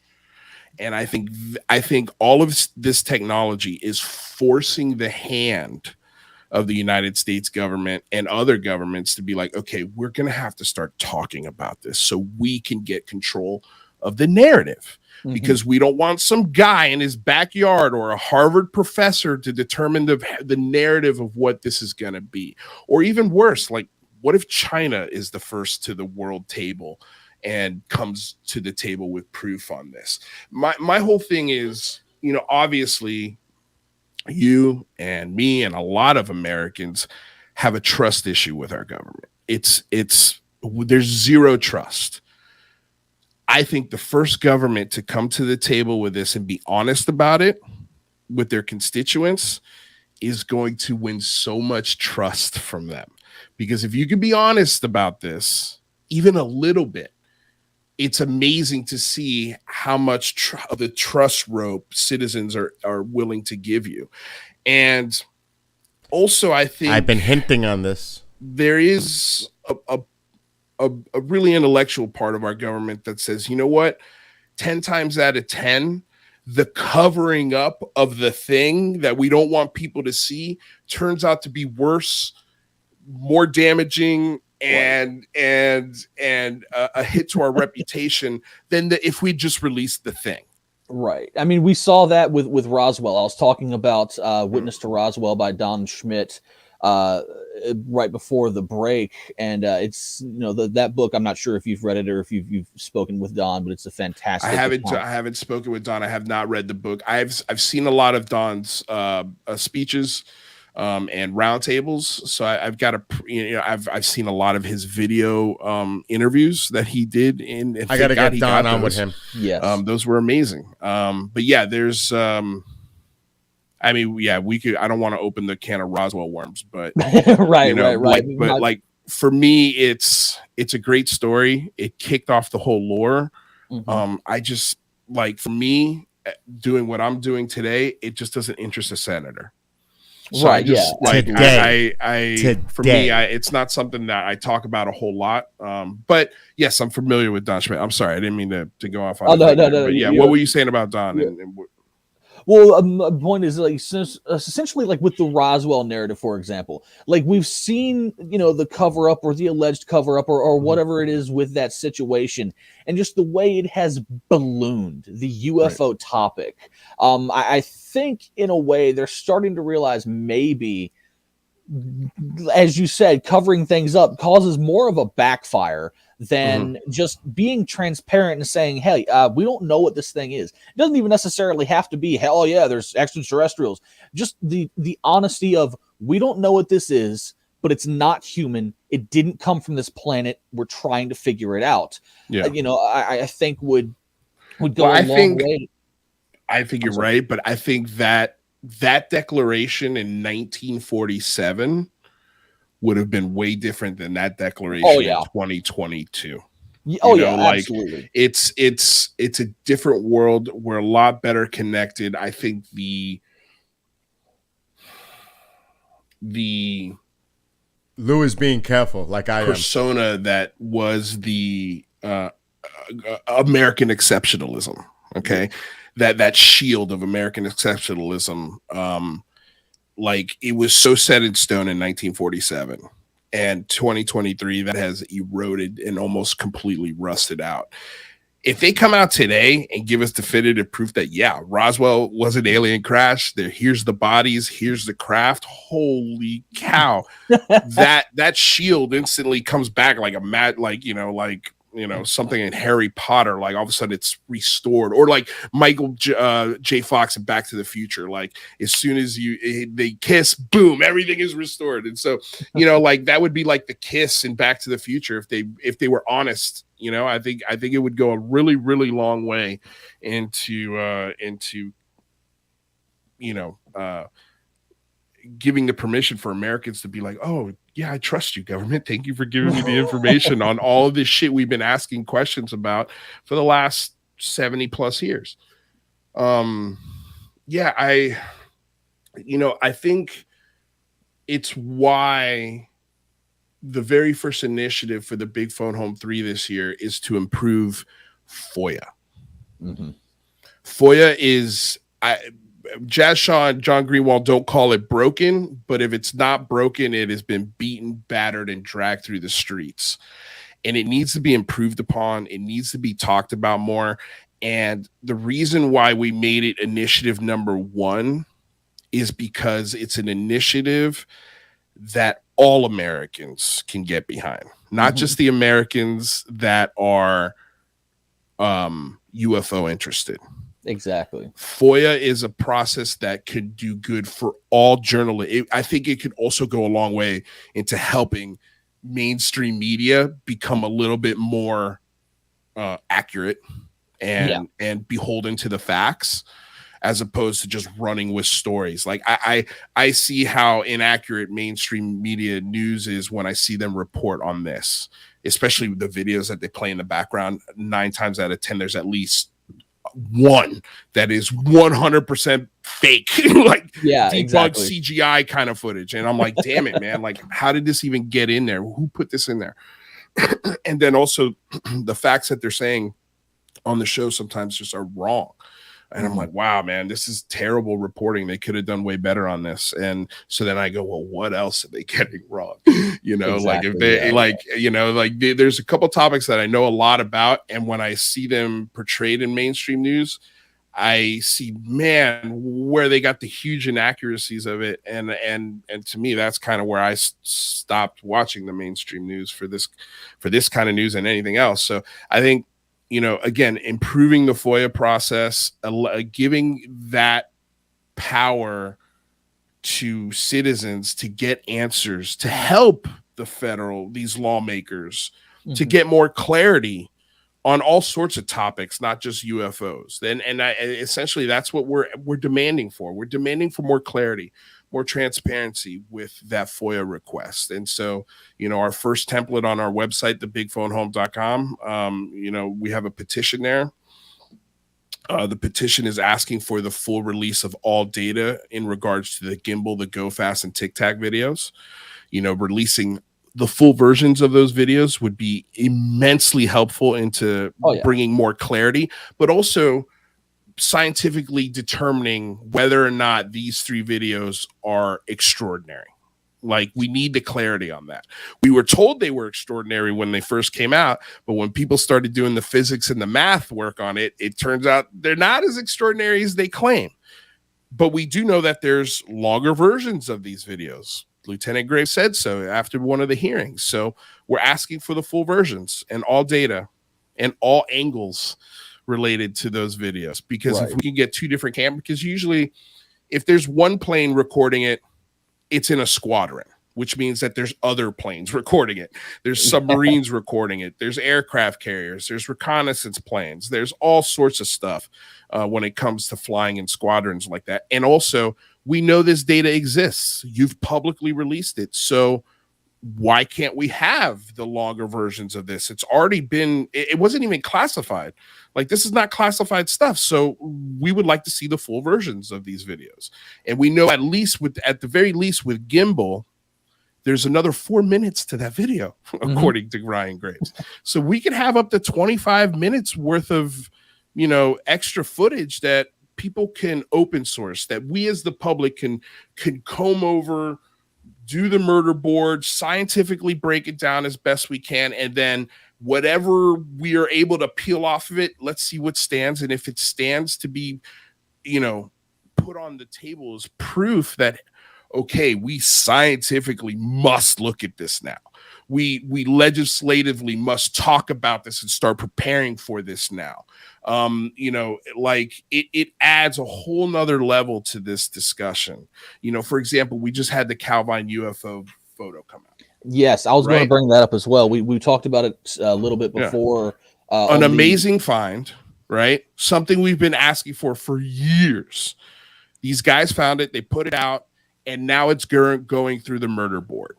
Right now, it's getting picked apart, including by me. You know, because like, I need something that I could put on in front of my mother and go, you see that thing I said that I saw when I was 13? It's real. All of this is real. You know, like, and now let's start having a conversation about it. What does that mean for society? But we've got this photo, and it's a cool photo, but man, it doesn't answer the big question. And the more you look at the photo, it's like, okay, we don't know who the photographers are.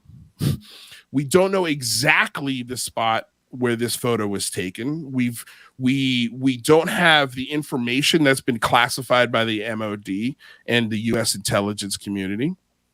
You know, there's a lot of questions that haven't been answered about this photo. You know, we need more. We just need more data. We need more data on this photo. You know, a lot of people say it's a reflection, you know, and they've built models and simulations to show how this could be a photograph of a reflection. And it doesn't even have to be a lake. It could be a puddle, you know? So like the issues with this photograph, I mean, it's so ambiguous. There's no definable landmarks. We can't tell what direction any of these, other than maybe the airplane, right. Are we looking north? Are we looking south? Are we looking west? Who took the photos? Where were they taken on? What, we know the film, we know the camera, but we haven't heard from these witnesses. They've never been asked questions by the public. And people think this is a photo that proves UFOs are real, or that this is the clearest photo of a UFO ever. And I disagree. I just simply disagree. I agree with Lou. I think we need better than this. This is good. The work that went into it, the boots on the ground efforts to get this photo released, amazing. Oh, yeah. Amazing. And I will never, ever, ever, ever badmouth that. But to put this photo out there and kind of suggest this is the clearest, best evidence we've ever had of a UFO ever, I disagree. Yeah. And if it was, it would be all over Tucker. Gaddy Shorts would be I'd be all over mainstream news. Right. The biggest name that talked about this was Joe Rogan, and it was in a tweet. Yeah. And that's huge. That's big. I'm not downplaying that, but it's not zeitgeist changing. Exactly. Yeah. For me. Right. Yeah. Well, I mean, I concur. It's definitely one of those things. Because of course you have the skeptics out there that are like, oh, it's a reflection of a mountain or something. And as you said, there's no discerning landmarks. We're not exactly sure who took the photograph. I know in the article that I had brought up from my colleagues over there at the Pulse. Let me see if I can bring this back up on the screen. I believe they mention, let's just look at here. Former RAF officer Craig Lindsay has revealed a UFO photo that he has kept hidden for 32 years. In August of 1990, the photos were given to the Daily Record, who then turned them over to the Minister of Defense. At that point, the photographs simply vanished, along with the two young men who took them. So that's one of the biggest questions. It's not only it's not only that the photo disappeared, the people who took them vanished. Yeah. And also, Craig Lindsay, he just had a copy of it. He had no part in reporting it or analyzing it, or it just happened to come. And when they were, here's another thing. Nobody asked him, how'd you get this picture? How did this come into your possession? Because he says he's been waiting 32 years for somebody to ask him about this. Okay, great. Well, first of all, why do we have to come to you? You're the one with the picture. We're the ones looking for it. You couldn't drop a line somewhere saying, hey, I think I have the picture people are looking for. You had to wait until somebody Dr. David Clark, who's the gentleman who did the heavy reporting on this, said he'd given up. I mean, he was at a point where he was going around in Scotland, literally going to coffee shops and barber shops and asking just random, hey, have you guys ever heard of this Kawaii UFO thing? And 9 times out of 10 it was like, no, and then it goes from that to, I've been asking for you guys to ask me about this photo for 32 years. Whoa. Who led you to this guy? How did we get to that former Royal Air Force officer?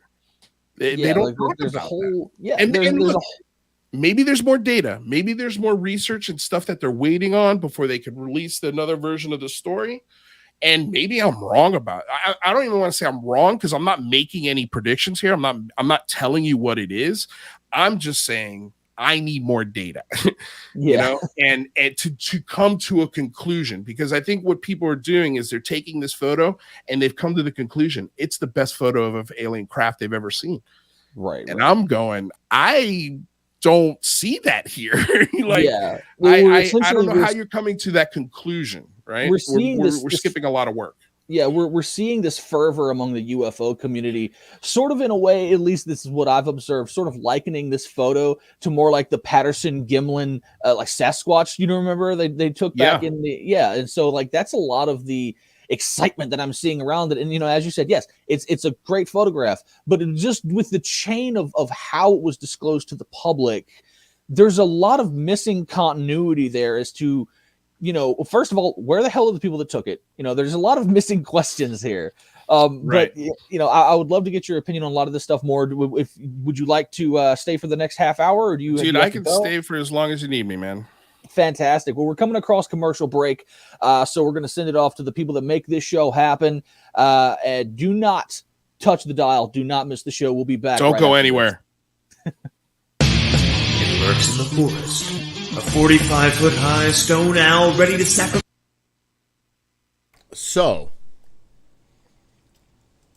Lou, you could see now why I praise and I talk so highly about him and his show. He's sharp. And he's relevant. He's in the now. He's not in the past. You heard what he said? In the now. What did I say earlier? They're current. And they're on top. They've got the pulse of everything that's going on. He's got the connections. He said it, and then he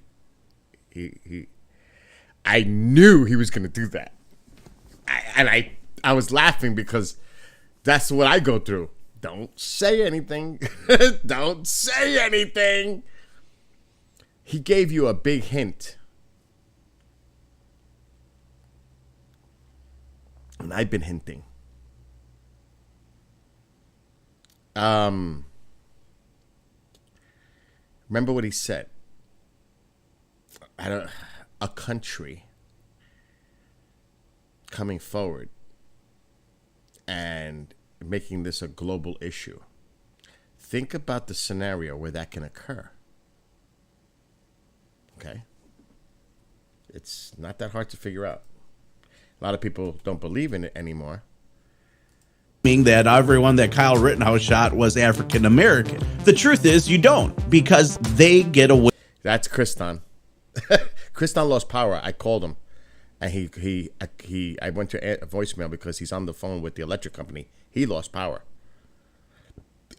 He just texted me, so that's freaking annoying. The topics, all the sides, because that's kind of he lost power. What is correct and what is not, but it doesn't. I'm just waiting for his ads to bleed out. But Lou, I can't say enough of this. The three of them, Lou, Jane, and Rather. Heading over to our website and checking out our brand new swag. We have hot and sexy all. And Facebook. I am the program director and executive producer for this network. So I am sharing the screen because I can, because I am the boss. Just in case, YouTube. Just know that. Seeing eye UFO pyramid. Oh shit, what the fuck is that? Go shop, pick something up, support us. That's never happened. Go shop, pick something up, support us. Oh my God, what's going on? It's like we have before us the opportunity to forge for ourselves and for future generations a new world order, a new world order, a new world order. This is what Kristan does. He's brilliant. He's a smart guy, very intelligent guy. When we are successful, I'm just waiting for these ads to. We have a real chance at this new world order. In order. It doesn't matter what I say because YouTube's gonna say, "Who's he?" He's not. We don't know. How do we verify that? Fulfill the promise and vision of the UN's founders.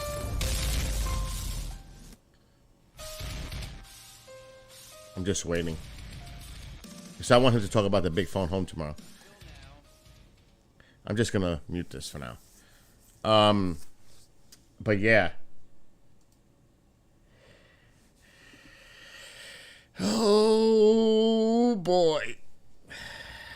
It's gonna get interesting. I'm telling you, within the next 6 to 8 months. And I'm always like, oh, he says this every year. No, I don't. Not on this level. Not on this level. It's gonna get interesting. And this is the excitement. It's like, now I'm really looking forward to shit that's gonna come down. So it's coming. When? Either by the end of the year or early next year.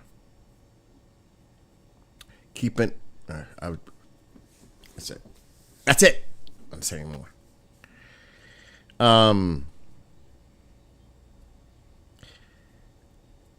I will make sure that you know what's coming when it's announced.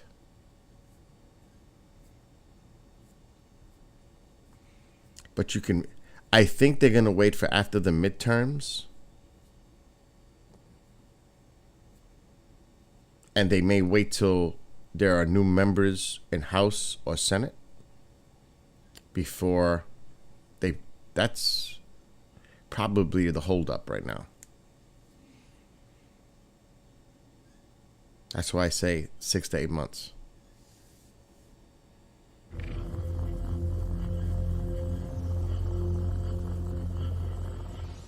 This is top of the hour. This is his top of the hour intro. But Lou is cool, right? Lou is cool people. Smart guy.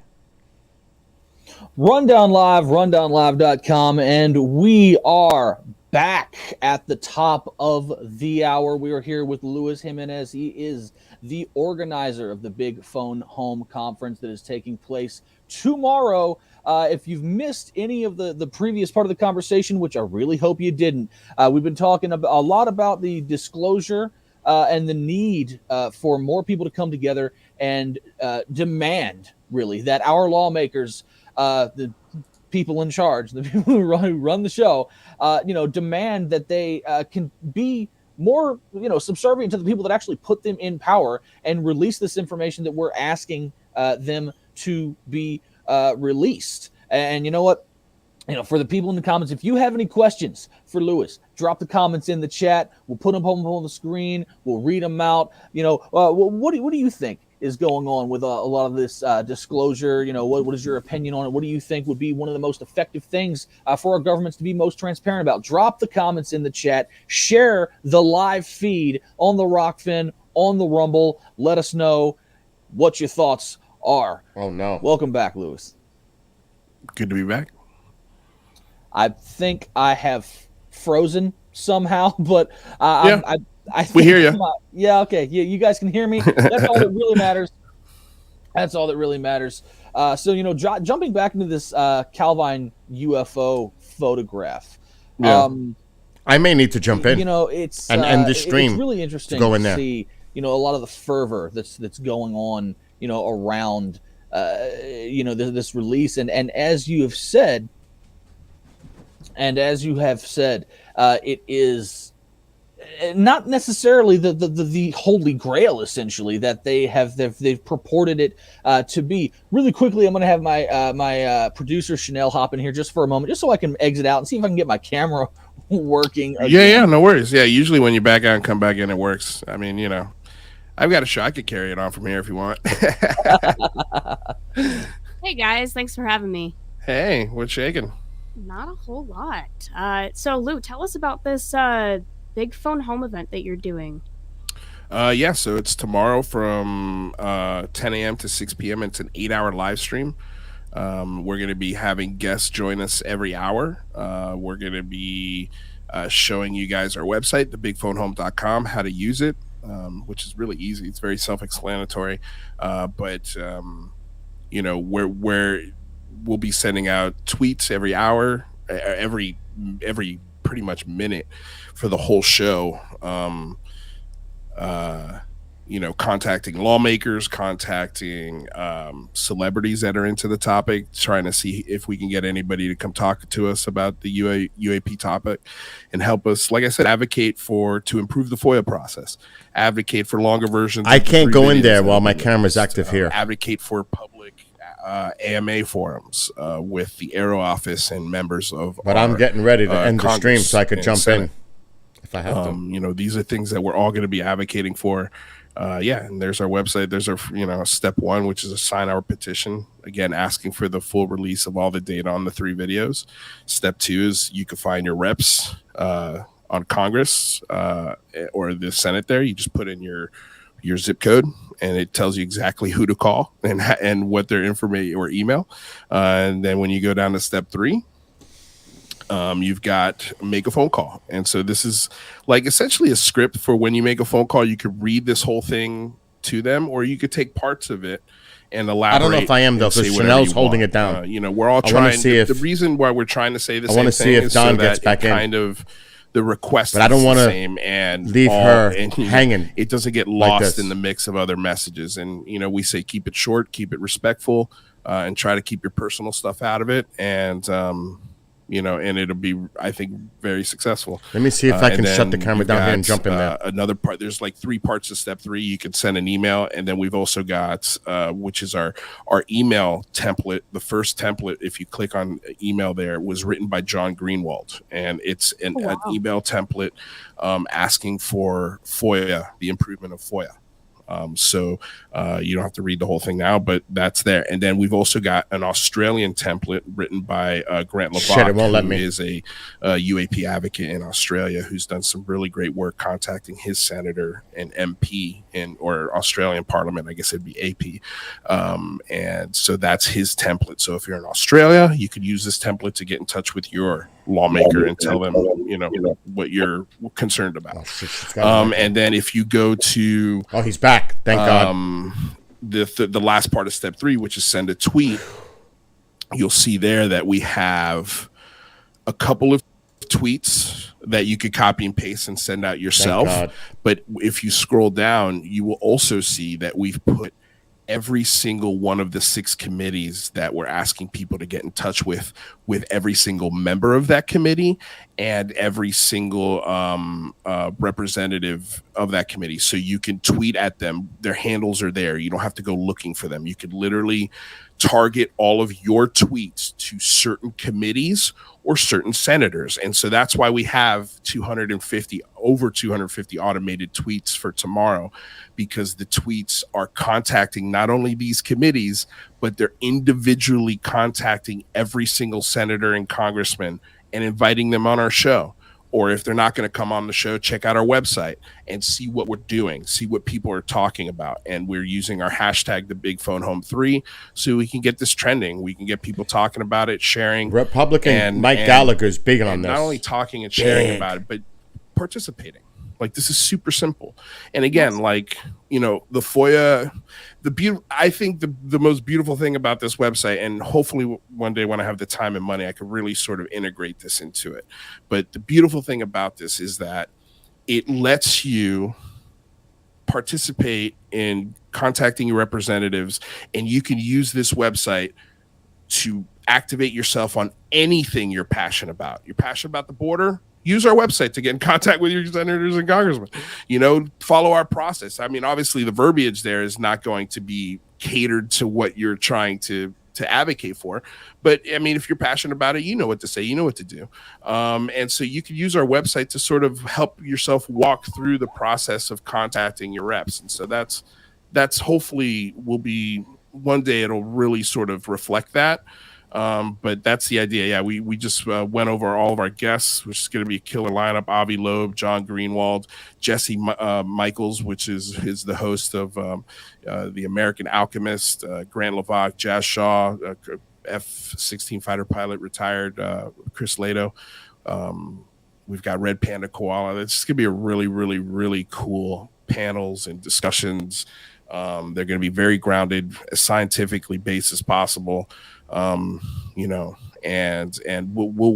I'm sure the conversations will woo out from time to time. But we always try to come back and keep ourselves grounded, and just try and advocate for the best data, the most clarity. And anyone should be able to get behind this effort. Yeah, that's really one thing that I really enjoy about the Big Phone Home event is the fact that it is so simplified that anyone can do it, and then that's the best way to do it, because everyone really needs to be involved in this process of it's just like you need to be more involved in bring more attention to the subject and just bring more attention to the fact that we as the people of the U.S. the individuals in power, they serve us. They answer to us. Yeah. Supposedly, they're supposed to. We're the taxpayer, right? Exactly. Yeah. We fund this stuff, so we have a say. And I think it's very easy to be cynical and be like, it's not going to help. It's not going to do anything, man. Like, okay, I guess we'll see you later. Right. You don't want to participate in this democracy. That's fine. We're looking for people who are. And the thing is that, you know, the reason why I made the website is because people are busy. You know, people have shit to do. They have bills to pay. And if you're asking them to contact their lawmakers, you better make it easy for them. And so that's the whole point. You know, it's like copy and paste. You get your senator, your congressman, you put them in an email, you copy and paste the message that you like or all of them and send it separately to each one, and then you email it out. Or you print it, fold it, put it in a letter, God forbid, lick a stamp, you know, put it on an envelope, write an address, and actually mail it to your congressman and senator. That's insanely impactful, and any one of these things can be printed out and you can do that with. You know, like, this stuff is important, man, but you have to make it easy for people. It has to be accessible. And that's what we've really tried our best to just make it literally less than 20 clicks to go all around and do a tweet, do an email, do you know, make a phone call and sign a petition. Those are 4 things, you know.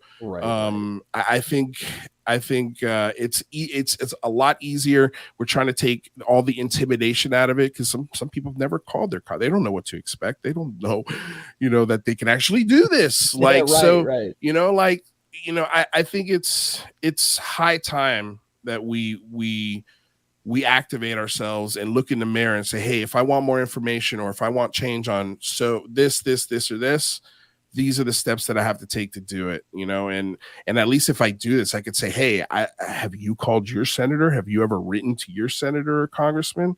You know, like, what is the harm in doing this and making people aware that they can do this? I think there's none. I think it helps. I don't think it hurts, you know, going back to my earlier thing. And yeah, man, I'm really proud of it. And the team that's helped me along the way, and the people that have helped make this event, you know, as popular as it is. As you should be. You know, it's a fantastic effort to really do something that's really important. And you know, one thing that I'm still like, it still sort of like gobsmacks me every once in a while, is not everybody, like, there's still people out there who don't know what FOIA is. They don't even have the inclination or the awareness that you, as a citizen of this country, a tax-paying citizen, have the ability to file a document request with the government and say, I want to know more about X, whatever the subject may be. Because FOIA, the Freedom of Information Act, you know, a lot of folks don't know. It's not just for UFO stuff. We have a crap ton of information, as regular viewers would know. We've covered on this program recently a crap ton of information coming out via FOIA requests just in the past few months about the corruption going on at Pfizer and Johnson & Johnson and Moderna, and you know, FOIA stuff that happens with the military, civilian casualties they're not telling people about. Like, it's the Freedom of Information Act is such a valuable tool. And the one of my biggest points is, you know, because we always see these messages, this rhetoric all the time. Oh, we have to fight misinformation. We have to fight disinformation. And the government always trying to push this narrative. And my stance has always been, if you don't like misinformation or disinformation, if you're opposed to conspiracy theories, just be transparent, because those things would not exist if you were open and honest about what the flip was actually going on, and made people had a trust in our leadership again. John, you hit the nail right on the head. And that is exactly what I would ask a senator or congressman if we can get one on the Big Phone Home this year. You know, that is the problem we have right now, is you've got idiots like me who are doing grassroots efforts, who are starting channels, who've I've also had an experience, right? You know, but I never try to put that experience on the table as proof, as something is real. Like, I can't do that. It's not responsible of me to do that. I need proof that I can show everybody that meets the same standard as actually experiencing one of these things. Yeah. You know, short of a massive, you know, sighting that everybody would be like, okay, can't deny that. That's real. You know, short of that, like, I think adding clarity and being honest about this discussion is crucial. That's why we want the 3 videos, the full versions of them, because we need to add clarity and some definitiveness scientifically whether or not this is something that everyone should be paying attention to. And it's also a topic that if it's true, right? And I don't want to even get into what it could be, but if it's something that we learn that is a paradigm shifter, it could erase borders. You know, it could do a lot to bring our civilization together. Big time. You know, if you just for a second just be calm and actually think about that possibility or what this could mean. Like, and the FOIA is the most powerful tool to try. There's a flip side to that, Marco. Clarity. You know, I really think so. You know, again, I could be naive. It could just be my passions talking, but you know, I need to know from a senator, am I wasting my time? Right. Am I wasting my time? If what I saw was 13 was actually, and I do think it was special just because I wasn't alone. There was a lot of people that saw it. The adults in the room were very confused and it was really close. Yeah. You know, and even as a 13-year-old kid, I could sort of go through the Rolodex of things it wasn't. Exactly. Right? Yeah. So that's similar to I'm 13. It's a memory, right? Yeah. Like it's a memory and memories change. Scientifically, that's a fact. Mm-hmm. You're not accessing the actual memory when you think about it. You're accessing the last time you thought about it. Yeah. And so things change, details change. So I need some closure for me. Mm-hmm. You know, and so that's my question to a senator. Like, we need clarity so we can bring people closure, or at least give me the full confidence that, hey, my efforts and my passions and the things that I'm doing in my life aren't leading me down a path of self-destruction. Right. You know, the validation that what you're doing matters. I completely understand that. And, you know, your experience, it's somewhat similar to mine. I've told the story on the show a few times before when the topic has come up. I mean, I was 10 years old. My mom and I, we were in the car, we were going down the highway. It was around like dusk-ish, like not totally sundown, but like it's sort of getting there towards, like, you know, there's twilight, that little in between. And, you know, we stop on the side of the road for one reason or another. I'm 10. I don't remember why. And I look over past the highway. You know, there's 2 lanes of traffic. I look over and then there's a forest. And I just see a light moving across the sky. And at 10, I know what an airplane looks like. I know what a helicopter does. I'm generally familiar with the aerodynamics that our aircraft don't go up and down. You know, right. they don't have vertical ascension. But, you know, it was moving. It stopped.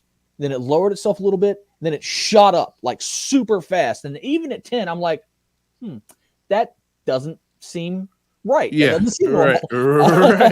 Never seen that one before. Yeah, it's like I don't remember airplanes doing that. They didn't teach us that in school. Yeah. So yeah, that's what sparked my interest and made me curious, because I was like, okay, what is it? Because I know it's not what I know it's not. Essentially, you know, it's just like I recognize that's not an airplane, a helicopter.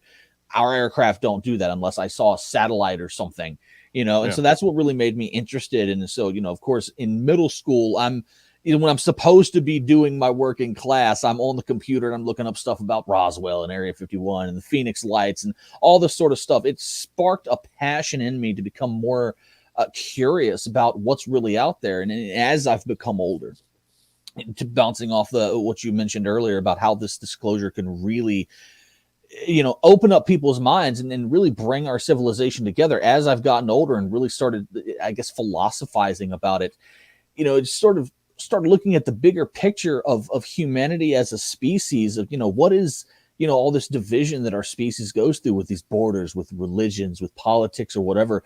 We are a carbon-based life form that in the history of this planet, in the contextual history of this planet, our species has only been here for the blink of an eye. We're on a rock hurtling through space at 1,000,000 miles per hour in this vast expanse. What the hell are we even doing fighting about religion and politics and these imaginary lines that we call borders? It's nonsense in the greater scheme of things. And that sort of, you know, plays into my passion about it, because it's like, if we were to have a mass event where a civilization, another civilization came down and pretty much said, hey, screw it. We're not waiting for the governments to tell you guys we're here. We've been here. What would that do to our society? How it would flip everything on its head. I think there'd be a lot of mass hysteria. But at the same time, I think there'd be a lot of people like, wow, this has completely changed my view of the world or of life, not just the world and the universe and the galaxy and everything. And, inspire people to really, look at the bigger picture of things and reevaluate a lot of what they consider to be important. Well, I have two theories to this because it depends on what they land and do. If they land and they say, and again, this is such a egotistical and earthly way of looking at this, but if they landed and they said, we're here, we're real, deal with it, right? And then they got in their ship and they zoomed away. Yeah. I think tomorrow people would be talking about it. It would be the hottest thing. And then something would happen. Okay. Something newsworthy would happen. And then boom, our attention would be right where it was the day before. Lord knows the public has the attention span of a goldfish. It's tough. But if they landed and they said, this is who we are, this is where we come from, and we are here to essentially implant ourselves into your society.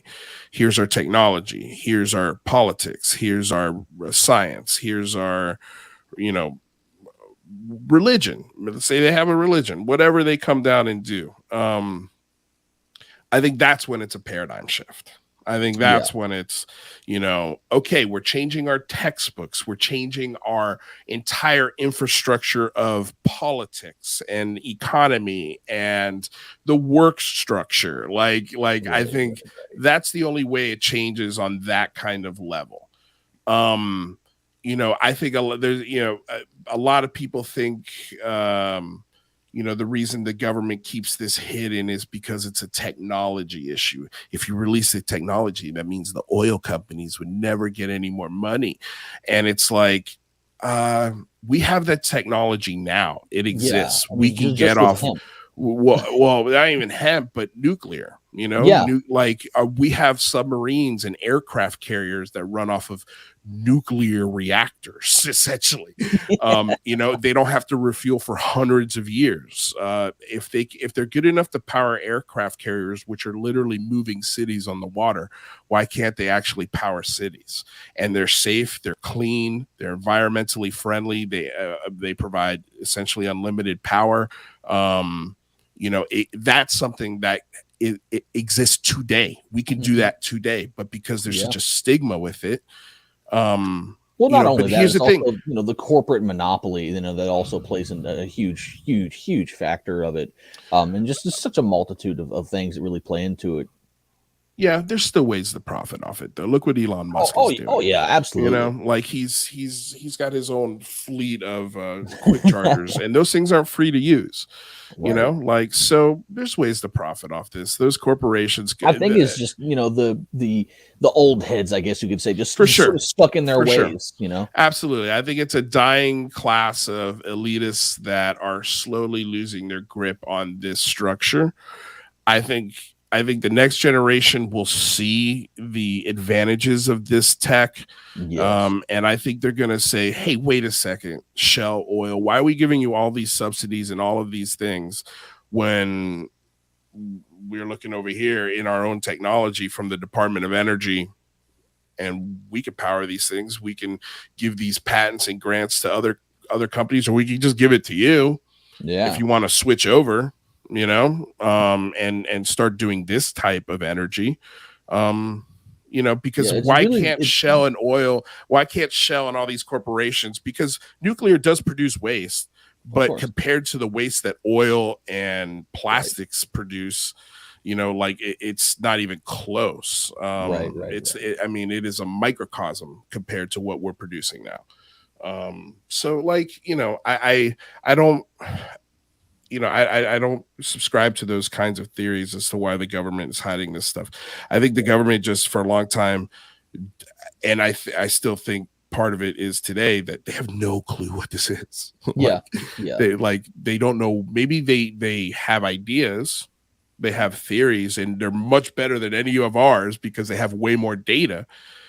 But I don't know if they've reached any conclusions on this. And I think a big thing that plays a part of it is that typical part of human nature of when you don't understand something, you're afraid of it.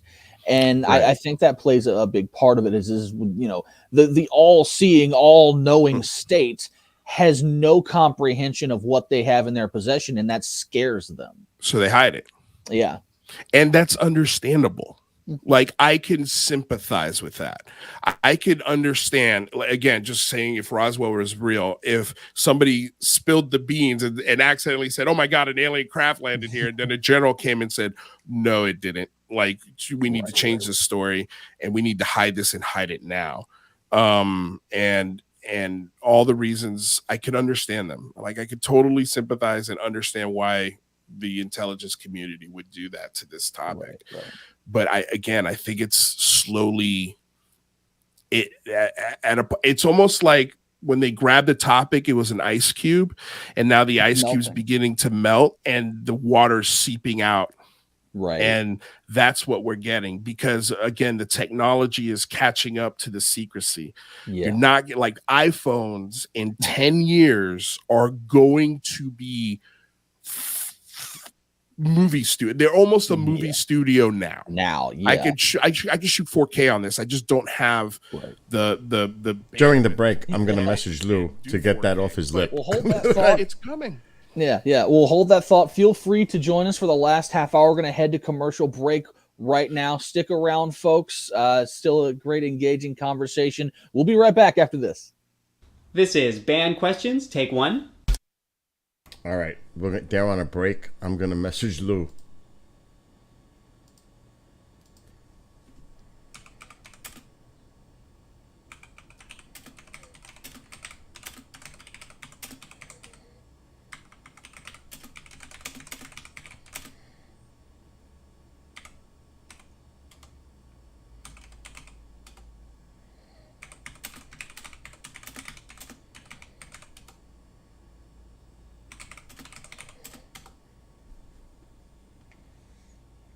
Okay, I messaged him.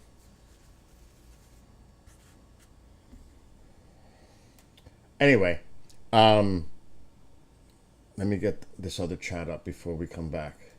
Marco, there's a double-edged sword with that. What they're saying, how it would bring people together. You know what people will say, right? That's why I said there's a flip side. This is all part of a conspiracy, a globalist conspiracy. This is to bring countries together. Globalism, deep state, false flag, blah, blah, blah, blah, blah.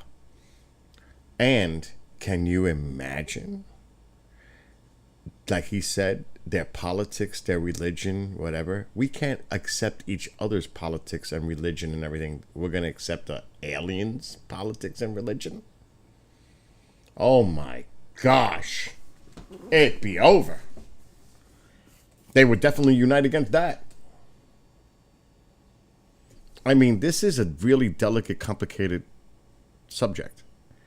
It's not that simple.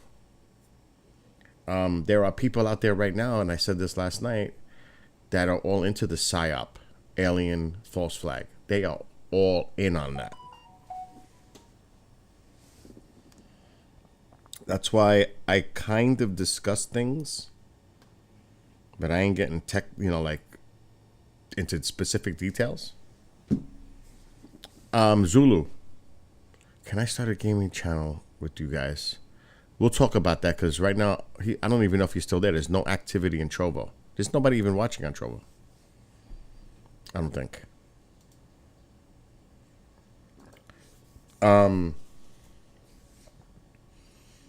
This is complicated.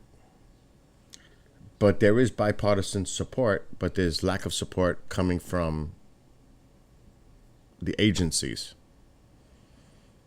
which is really causing a lot of issues. But this is why I was saying before I started sharing the screen, Lou is, they're brilliant. Let me see what, I got a message. He said, LOL, thanks, Bill. I'm going to put a laughy thing. Where are my things?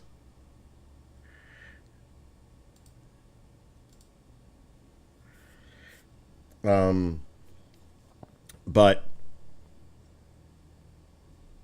let me stop this video because I'm not condoning what they're doing on that screen.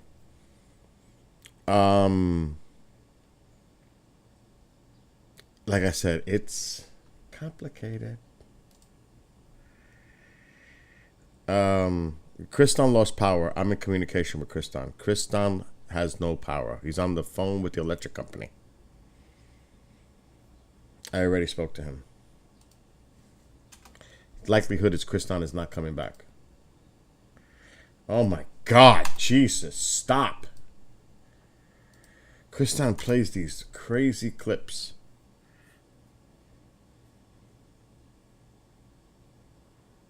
Yeah, I don't think he's coming back because he hasn't messaged me. I told him to keep me posted. So, highly unlikely Kriston. Don is doing a tremendous job. Don is doing great with Lou. He's doing a great job. Credit to what he's doing.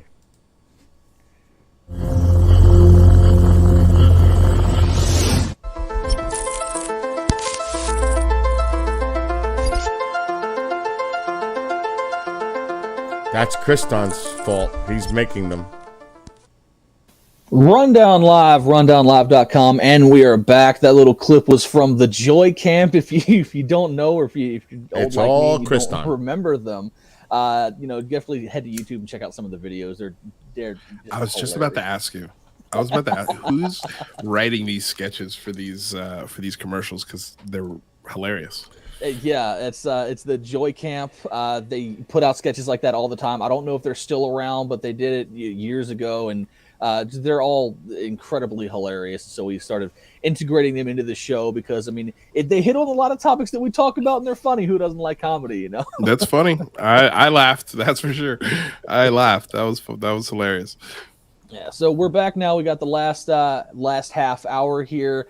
And so I just want to sort of start, going over, I don't know if you and Chanel did whilst I was getting my camera fixed, but start, kind of going over some of the other speakers at the Big Phone Home event. The only one I'm very familiar with is John Greenwald. I've followed his work for many, many years. So let's just, your, co-hosts or whatever the So Jane Kyle, UFO Jane, as she's known in the community, a Texas researcher and journalist by education. That's what she studied in school. So she's a really great researcher, really wonderful mind.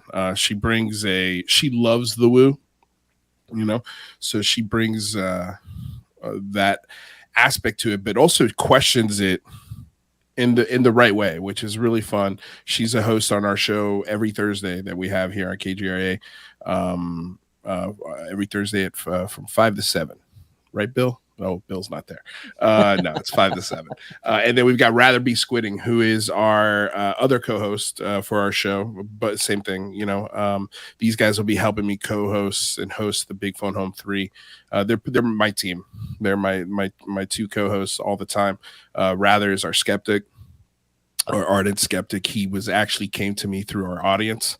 Anytime we were talking about Mick West, he would chime in, and then we brought him on the show, and he would defend Mick West's positions. And we're like, you know what, kid? I like you. So I brought him on the show. Oh yeah, by the way, Bill said it. That's 5 to 7 PST, 8 to 10 EST. Eastern time. In my neck of the woods, it's 8. Thank you for the correction, Bill.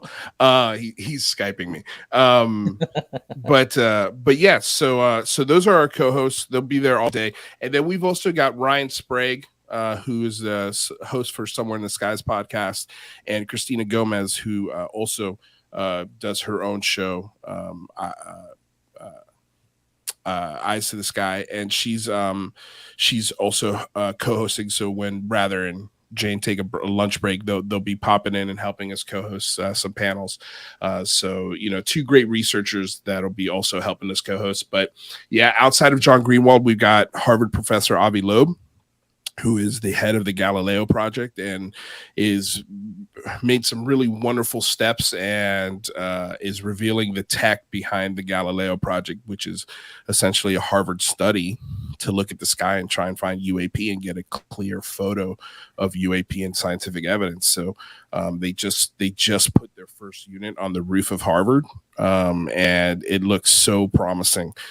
So yeah, Avi will be talking to us along with Michael Mataluni, who used to be one of our co-hosts of the show, and so we'll be having a discussion with both of those guys about the projects that he's working on and what they found so far. So I'm super excited to talk to him.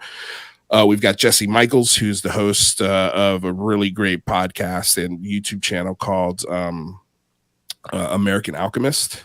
And so he'll be joining us. That'll be a really cool discussion with him and Red Panda Koala, who's a filmmaker here in Los Angeles. And he's done a bunch of killer work on YouTube. If you've seen Red Panda Koala's channel, if you haven't, go. It's a must watch. He does some really great mini documentaries on all sorts of fun topics in the UAP world. We've got a panel with Invisible Night School, which is made up of Nick Coffin Callis, Campbell Moriera, Leah Prime, and a gentleman by the name of Luis Cateo, if I'm remembering correctly. And they are just a really cool group of scholars and thinkers that do some really wonderful panels on Twitter about the UAP topic. There's Red Panda's channel. It's so good. Yeah, I mean, a must watch. We've got retired fighter pilot Chris Lato, who's done some really great videos online and has been a great voice in helping us fight Mick West. But they've had some really wonderful intellectual debates. Chris also agrees with Mick on a lot of his analysis. We need more data. We need more data. We need longer versions of these videos, according to Mick West, according to Lieutenant Graves, according to Chris Lato, according to all the people that look at have really, really broken this video down. No one can disagree that we need more of it. We need more of it. We need to know how far away that object is from the camera so that way we can really get the math pinpointed and perfect. Because if it's farther than 2 nautical miles, that object is enormous. Yeah, enormous. Exactly. I've seen a lot of people say, like, even with the Calvine picture that we were talking about earlier, like, I think the consensus is like, oh, it's 100 feet across, and my first thing is, how do you know that? Like, we have no semblance of distance, and so Right. yeah, I'll definitely ascertaining a lot more of that data to get the math concrete and really start Yeah. calculating exactly, how big are these objects, how fast are they moving, and all that sort of stuff. It's imperative. It's essentially the most important part almost of this entire conversation to really figure out, how big they are, how fast they're moving, what are the dimensions of it, the physics behind everything. Not only that, but how many of them were they? In some of the cockpit audio that we do have, it's a fleet of them. They also say it's a drone. So they say a couple of things that make this ambiguous. Like, we need more clarity. So when we're asking for more data, we're asking for all the cockpit recordings. We're asking for all the video angles, the full versions of the encounter. Whether that be 30 seconds or 20 minutes. Like, we'd like to see the whole video. I think these are very reasonable requests. These are systems. This is software and hardware that is already obsolete. We took these videos in 2005, and I think Gimbal and Tic Tac were before I want to say 2013 or 2012. I think it was the year. But yeah, I mean, these are old systems. So, you know, this idea that, and they're also not in classified parts of the world. Like these are training grounds over U.S. waters. Right. You know, like That's- I can understand like systems and methods and trying to, you know, and if there are parts of the video that reveal how they, you know, like we don't need, I guess I should correct, we don't need every single aspect of it, but we need enough of it to get the clarity to give science and debunkers and believers and everyone who's curious about this more clarity, more definitiveness, so that way we can stop arguing among ourselves about whether it's, you know, real or not real. Like for me, I don't need this, but clearly the community does. They need something more definitive. They need something more definitive, something tangible to really start discerning the facts away from the hyperbole and all of that, you know, the assumptions that are really going and on. Stories. And like that's the problem with this topic, is that the best stories, the best of the best, seem to all come from the military. All of them. Rendlesham Forest, Roswell, the 3 videos we just discussed, Gimbal, Go Fast, and Tic Tac,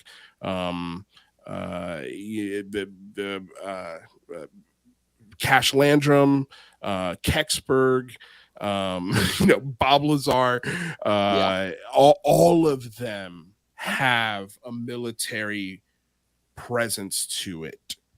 Yeah, that's one thing before we brought you on that I was discussing with the viewers is thinking back to the 2001 disclosure project at the National Press Club in Washington, D.C., hosted by Stephen Greer, and they had countless, I mean, there's a 2-hour documentary, I believe, on it, where they had countless from aerospace, from physics, from the military, special forces, like, you know, all top level individuals giving their personal accounts of things that they've seen, both in the sky, unexplained events, and also things that they have been party to in the military, classified, unclassified, sort of things that really break the mold of, you know, and it goes in 2001, that was earth shattering. Of course, it took place as little, was it like 2 weeks before 9/11? Yeah. So the whole media cycle completely got eclipsed. I think that was an amazing event. And actually, a lot of the influence and sort of great advice we got from Stephen Bassett setting up the first Big Phone Home was in large part because of things he learned from that, and also things he learned from him trying to do this and how not to annoy the Congress and Senate, and, you know, what days to call, and you know, because he started asking me questions. Like we originally were going to call on a Monday, I think it was, if I'm not mistaken, we were going to call on a Monday, and he said, you know, I wouldn't do that because senators are busy. They're dealing with other issues. They're making phone calls to raise money. They're busy. Everybody hates Mondays, right? And plus, everybody hates Mondays.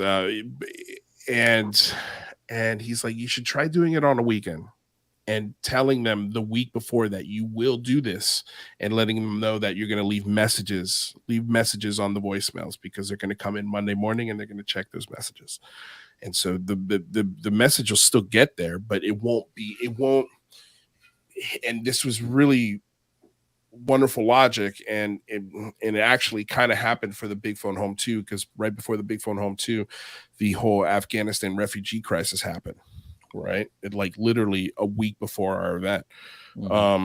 And you know, it's very difficult to advocate for UFO disclosure when the Afghan refugee crisis is in the news stream, or when any sort of humanitarian crisis like that is taking place. So you know, so he's like, if you're calling on a Monday and something like that just happens to happen the same day, you're going to be flooding the phone lines with UFO requests, and people are trying to call in for humanitarian aid to so and so. Sorry, my girlfriend's handing me a coffee right now. Thank you, my love. And so, you know, like that's why we moved it to a weekend the first time, you know, but this year I was like, I did, you know, as much research as I could as sort of when historical events tend to go down, you know, and around mid-August was like, not a lot of huge historical things happened, historically speaking. I'm sure there are some in there, but it wasn't like 9/11 or it was close. We were close, but before it, or something significant like that, or again, like Afghan refugee crisis or a Black Lives Matter protest or whatever. Or even like an Arab Spring or all of that. Or even celebrity X gets arrested. Like that's there too. So that's we try to put as much thought and consideration when planning these events into things like that. But I think this year, we picked a Friday because usually Friday is a slow news day.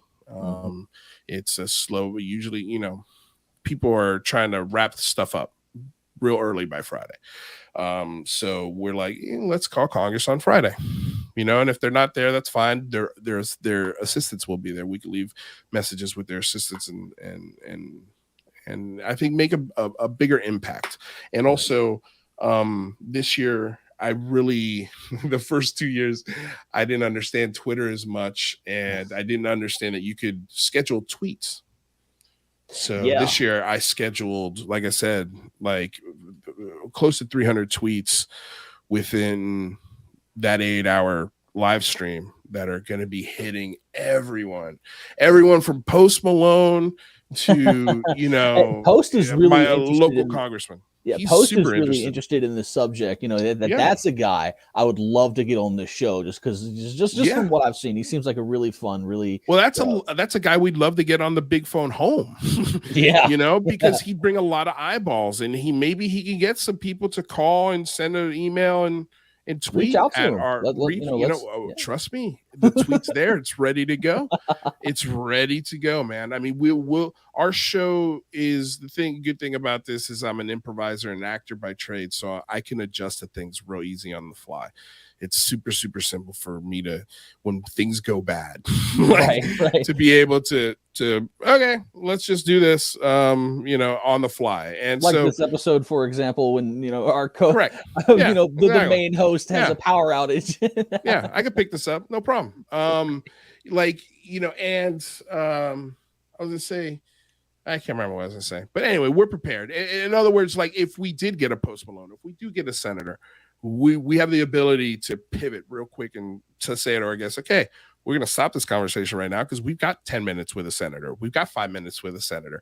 We've got 20 minutes with Post Malone, or Post Malone maybe just wants to jump into this conversation. And I sent out links to people that I really respect and love in the field and invited them and basically given them an open invitation. Hey, if you want to pop in for a conversation or comment on something, we'd love to have you.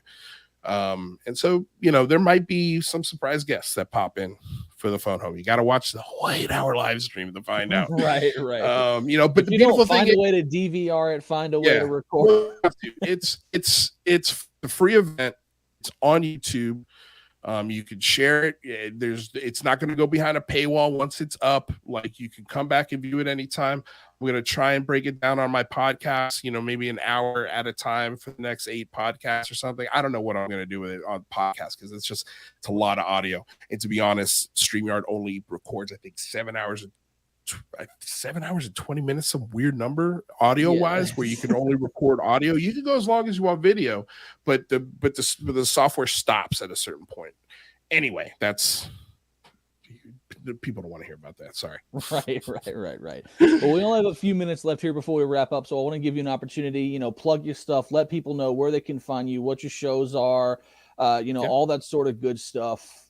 Yeah, well, we got a show later today. If you want to find out a lot more about the Big Phone Home 3, we'll be talking about Calvine a little bit too, and some other things that have happened in the last few days. Our show's every Thursday live on YouTube at the unidentifiedcelebrityreview.com. You can find me on Twitter there if you could see us on screen at Lou Angeles. Follow me there for any updates to the event. That's it, man. I mean, thank you for having me, and thank you for the opportunity to let me talk about this fun topic I love. Yeah. Well, I mean, that was a little quicker plug than I thought it would be. We still have a few minutes left. Just really quick rundown. Let's some of the topics that are going to be discussed at the Big Phone Home, aside from emailing and calling your senators and whatnot. Like guys like Greenwald and whatnot. Yeah, like, I mean, we're going to be talking about FOIA with Greenwald and Jazz Shaw. We're going to be talking about the developments in fundraising for Harvard and Avi Loeb. We're going to be talking about a UFO timeline that has every single UFO event that's ever happened on an interactive timeline where you can add and subtract things. It was made by this artist and filmmaker. His name's Tupacabra. His real name's Sam.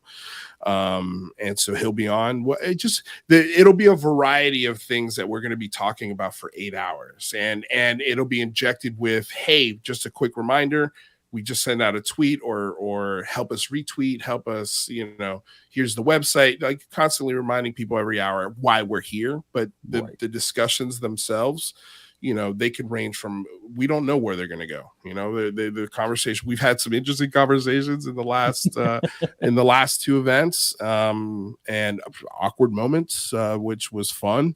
We have debate and discussion, and we just try to bring as many people together and as many ideas and debate each other, but keep it respectful.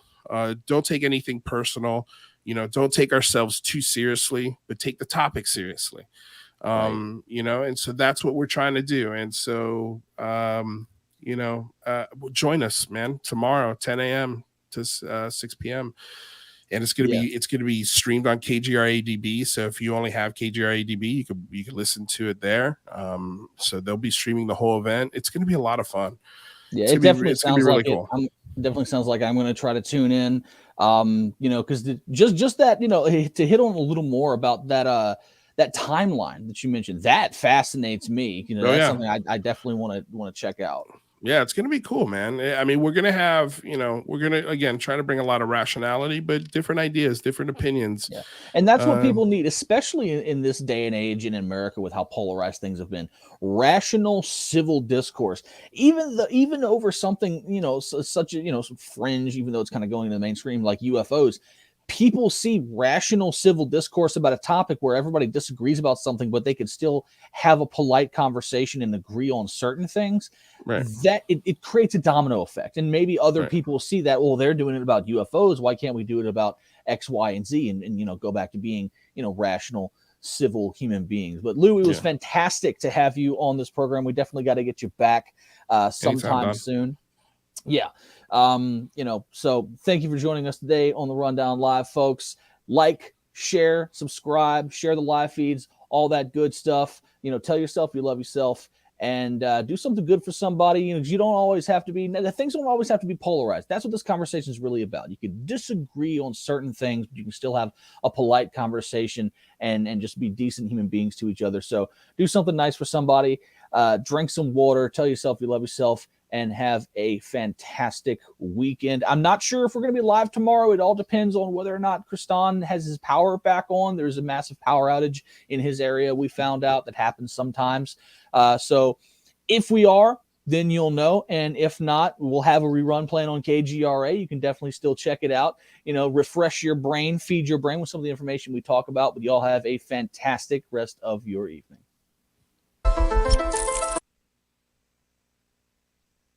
She's going to call me any second to take the station. I got to get ready.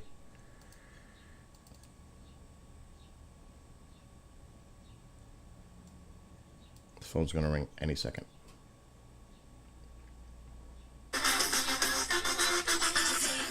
I was listening and watching. Okay, you ready to take the station? Yes, drop. All right, and take it. Yeah, that was, Kristan lost power. I know. I spoke to him. Oh, did you? Yeah. Yeah. He was on the phone with the electric company when I spoke to him. Yeah, hopefully I did okay. You did great. You did great. It is. See, that's the thing I always say. Always be ready in the event that, you know what I mean? That you got to get on. That's exactly what happens. Yeah. But I'm glad that you... The one day I wear a cut-off T-shirt, too. I was like, I could have worn something a little more professional. But Well, listen, have a great weekend, and I'll see you Monday. do, girl. Appreciate it. All right, have a great one. All right, we'll see you. Bye. Bye. Okay, now I got to make sure the station's set for tonight. All right, I got to put some ads. 17. Oh, it's going to go right there. Time to put some ads.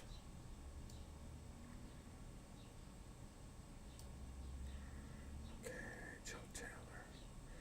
I need 2 more minutes of ads.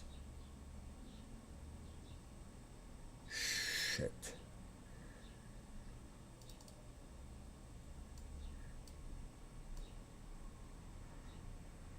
Richard Darling.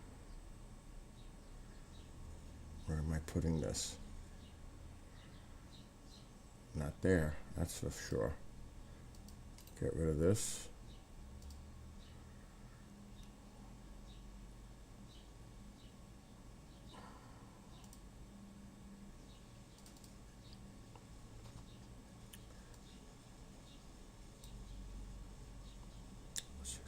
I need more.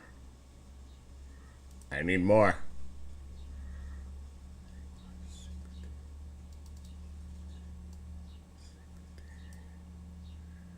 One more. So they are live tonight. 1, 2, 3. Shit. Let me get rid of that. Put this in instead. Now we're cooking. Perfect. I'm set till 8 o'clock tonight. So that's good. Now let me download.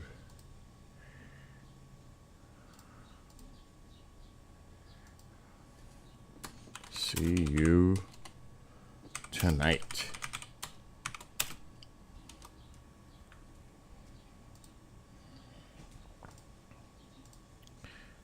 Okay. Now I need to download this show. Oh shit, what happened?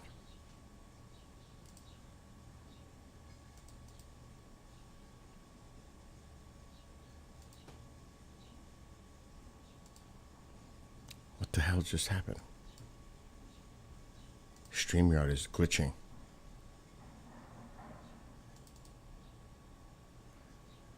Okay, here we go. Whew, that scared me for a minute.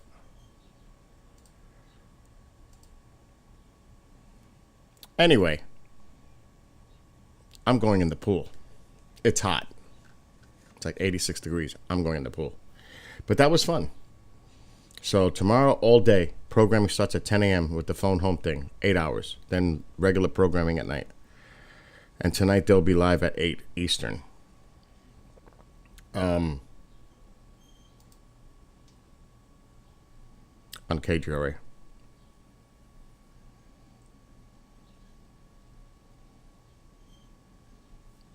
I'm just checking something quickly.